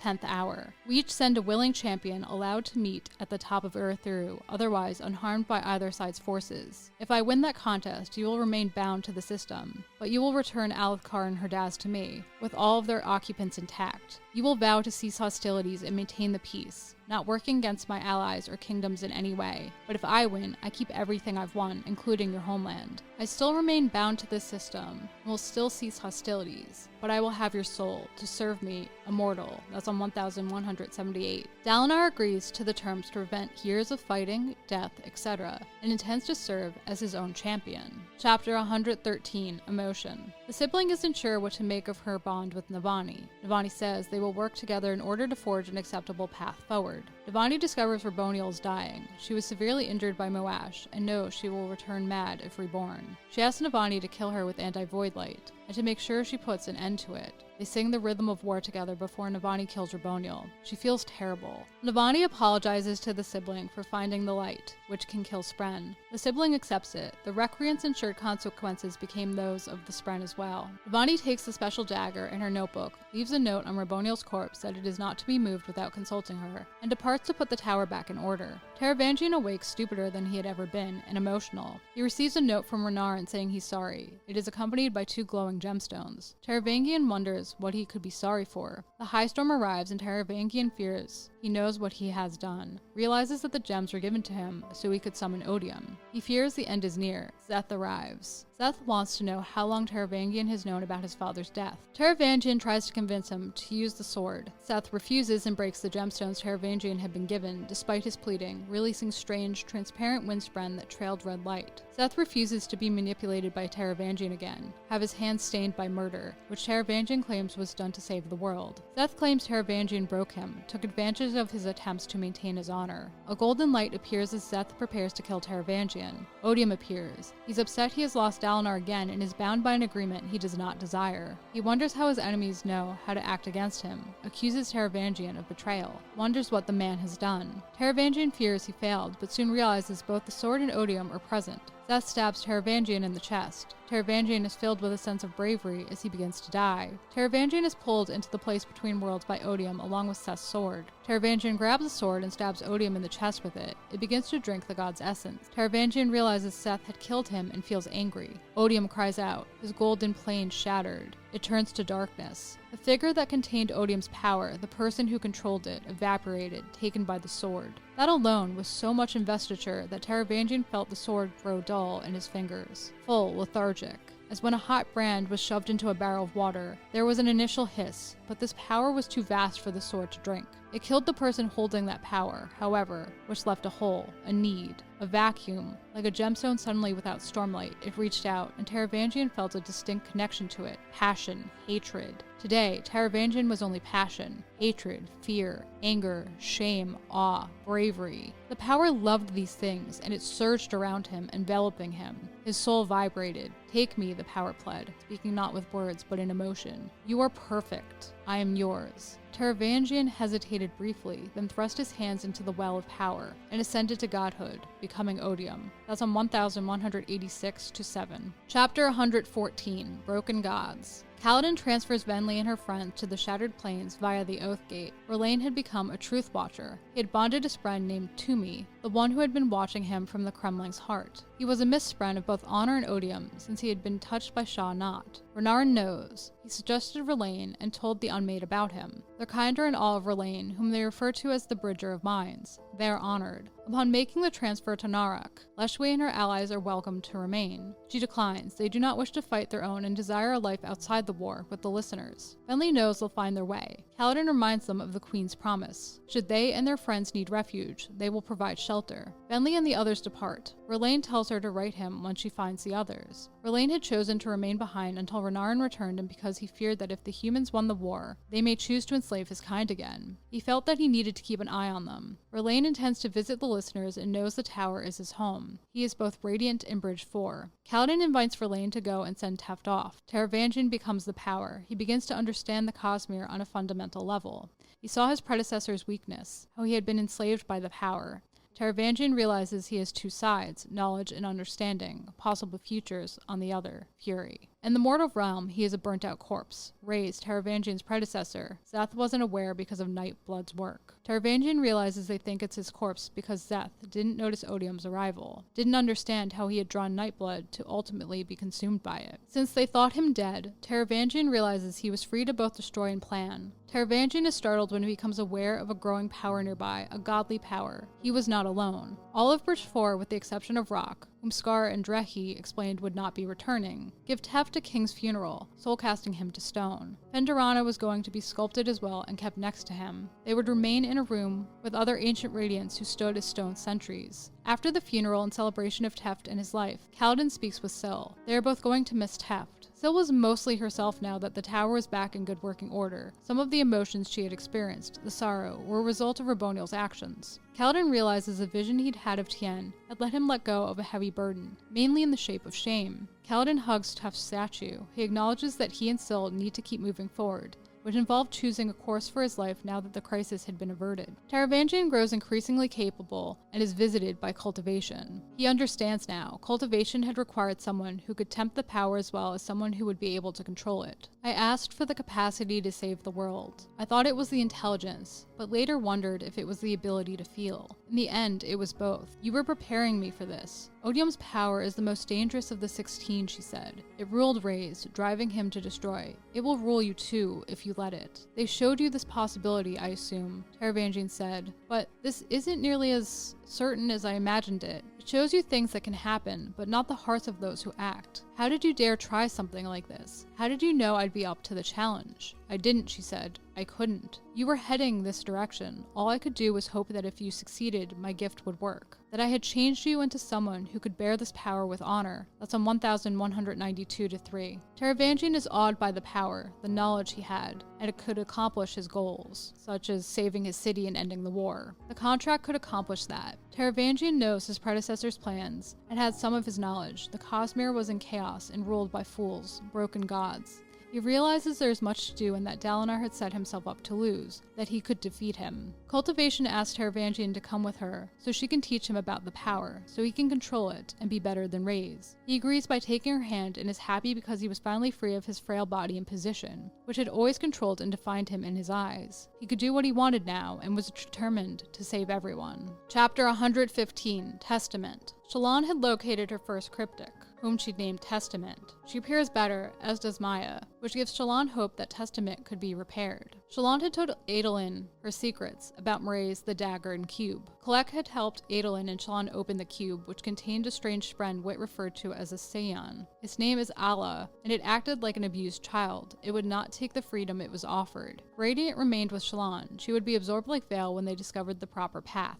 Shallan realizes Pattern had acted like a newly bonded spren on Yasna's ship because he had been one. She has 2 sharp blades and many questions about her past, about Deadeyes, who had never existed before the Recreants. Shallan contacts Mraize with the cube and tells him what happened to Veil. She thinks of the other world Kolek had told her about, how he wanted to get off Roshar to avoid the world's downfall and odium torturing the heralds again. Mraize is displeased. She was a Ghostblood. Shallan says she is not. None of them were, not fully. They are leaving. Mraize asks her not to leave to consider the cost, her brothers, which had been smuggled out of the tower. She thanks him for the Sion, the ability to communicate across realms. Mraize claims Shallan will never find the answers she seeks. She says she has all the things she needs and that her discussions with Kleck have revealed that he thinks the reason Mraize is hunting him is because of Ba Adumishram, the one who gifted the singers forms of power and stole the singers' minds, turning them into Parshmen when she was trapped. Shallan wants to know why Mraize wants the gemstone that contains the Unmade, what he intends to do with it. There is no answer. Shallan announces she will be returning to Earth soon with the Honorspren who have decided to bond with humans. Upon her arrival, she expects to find him and his people gone and vows to find the gemstone before him, threatens him should he get in her way. Mraize warns her this won't end well. She is opposed to the most powerful organization in the Cosmere. Shallan is not afraid and asks Mraize to deliver a message to Thydakar's avatar for her. They're through with his meddling, his influence over her people is no more, and that Wit had a message as well, to deal with his own planet and not make him beat Thydakar up again. Mraize informs Shallan that she is now at war with the Ghostbloods. Shallan replies that he always has been, and she has chosen her side. She breaks contact. Adolin asserts they can handle the Ghostbloods. Although she had gone with the others, Venli approaches the listener camp alone. Bo's trained on her. Eventually, she is greeted by Thud, who is surprised to see her in her glow as she takes in Stormlight. Thud informs Venli that her mother still lives, but her mind is gone. Venli announces she may have a way to heal her.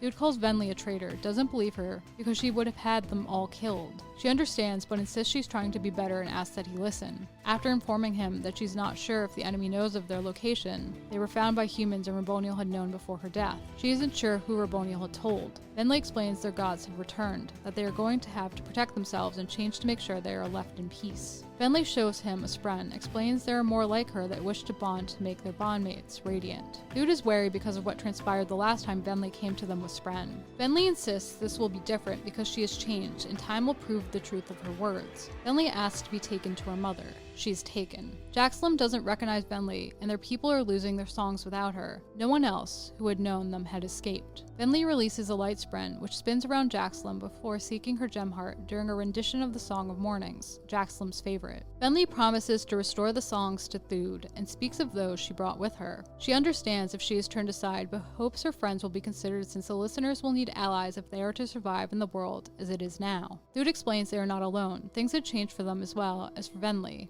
They have allied with chasm fiends, which had helped them escape the chasms during the storm. Venli hears a voice, her mother's, asking if it's her. Jaxlum's eyes had focused. They could really see Venli. Venli hears a distant feminine voice within her mind. It says that her words have now been accepted. Chapter 116, Mercy. Kaladin speaks with Dalinar, whom he feels was right to relieve him of duty. He still has a lot of healing to do and wishes to continue his work with people with battle shock.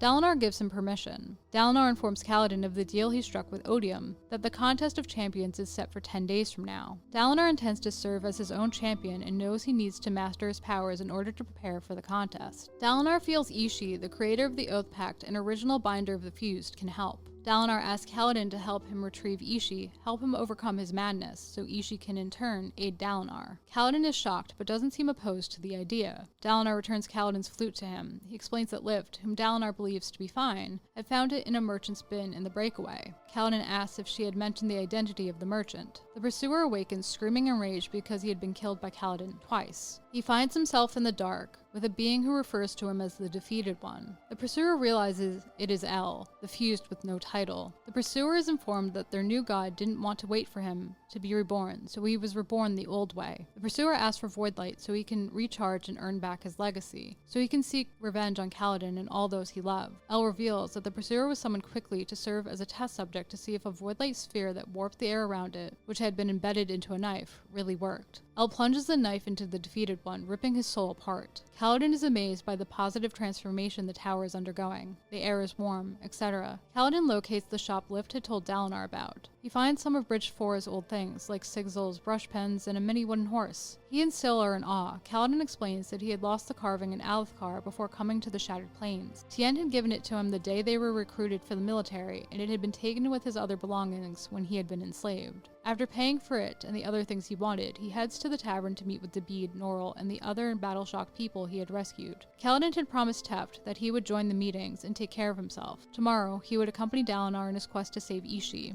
Dalinar speaks to his wife. He feels he should have had more faith in her ability to deal with the tower's problems. Navani says she will introduce Dalinar to the sibling when the spren is ready. Navani feels as though the deal her husband struck with Odium was a good one, although his sacrifice worries her. Dalinar wonders if he would ever feel ready for the contest, feels something is wrong, has changed. He knows they need to be ready for the coming days. Dalinar lets Navani know second-guessing himself, won't pick Kaladin as his champion, thinks there's something he's missing. He feels he left Odium too much room to continue fighting before the contest. Navani knows they'll figure everything out, how to live in harmony with the singers, etc. After Navani departs, Dalinar speaks with the Stormfather, who admits that Dalinar was wise to provide Kaladin more time, to show mercy. Dalinar thinks it's important for him to learn of mercy. It'll make the spren more human. The Stormfather doesn't want that, but sees change as a possibility. Dalinar is glad. That's all it takes. The Stormfather says Dalinar is wrong. He understands mercy and has shown it, occasionally. Dalinar is surprised and wonders when. Chapter 117, One Final Gift, 14 months ago. The battle for Narak rages above Eshonai, who is trapped in the chasms. The other listeners were summoning the Everstorm. Eshonai had been defeated by a human shardbearer, but wanted to return to the fight. She begins to make her way back and realizes a high storm is coming. The two storms clash. The chasm floods and Eshonai is forced to fight for her life against the water. She hears the rhythm of war and attunes it and sees a small spren shaped like a shooting star. Eshonai holds on until the water slows, realizes her plate was broken and she was injured. She closes her eyes and awakens in a land filled with light. Eshonai is greeted by the Rider of Storms, who informs her that she was radiant when she died, which allowed her to live for a while without breathing. She will pass into eternity soon. Eshonai feels her life was a failure. She had given her people to the enemy, died alone and defeated, and betrayed her ancestors' gift. The Rider of Storms feels the opposite. She had made the same choice as those who came before her and given away power in the name of freedom. She knows the ancient listeners in a way that few ever have or will. Eshonai thanks him. The Rider of Storms decides to give her one final gift. Eshonai becomes a storm and rides it with him. He knows she had always wanted to know what lay beyond the next hill. Eshonai sees the entire world and realizes the world was the rhythms, begins to see how it all fits together. Afterward, Eshonai fades. She understood the rhythms in a way no one ever could because they had not viewed the world as she had. The Rider of Storms bids her farewell as she passes into the eternities, excited to see what it beheld. Epilogue, Dirty Tricks. Wit meets with Odium. They speak of the contract. Wit is convinced Dalinar bested Odium. Odium vows to destroy Wit. He desires vengeance. Wit senses something odd during the conversation. Odium had never asked his opinion before. He had wanted to know who Wit would choose as his champion. Odium vows to defeat Dalinar and use it as a stepping stone to do whatever he wants. A horribly wrong power slams into Wit. Odium realizes that Wit stores excess memories since he has lived longer than a mortal should. Wit worries about the destruction of the breaths that held his memories. He experiences true terror. Odium doesn't believe it will cause harm. He knows his predecessor's agreements will allow him to. Wit is back in the world. The past is repeating itself, but something feels off. Wit isn't sure what exactly. Wit has another meeting with Odium. After a while he leaves, but Odium's presence remains behind. Wit wonders if something is wrong. He decides not to worry. This was working. The novel ends with the line, "After all, Wit's first face-to-face meeting with Odium in over 1,000 years had gone exactly as he had imagined." That's on 1219. And that concludes Book 4 of the Stormlight Archive.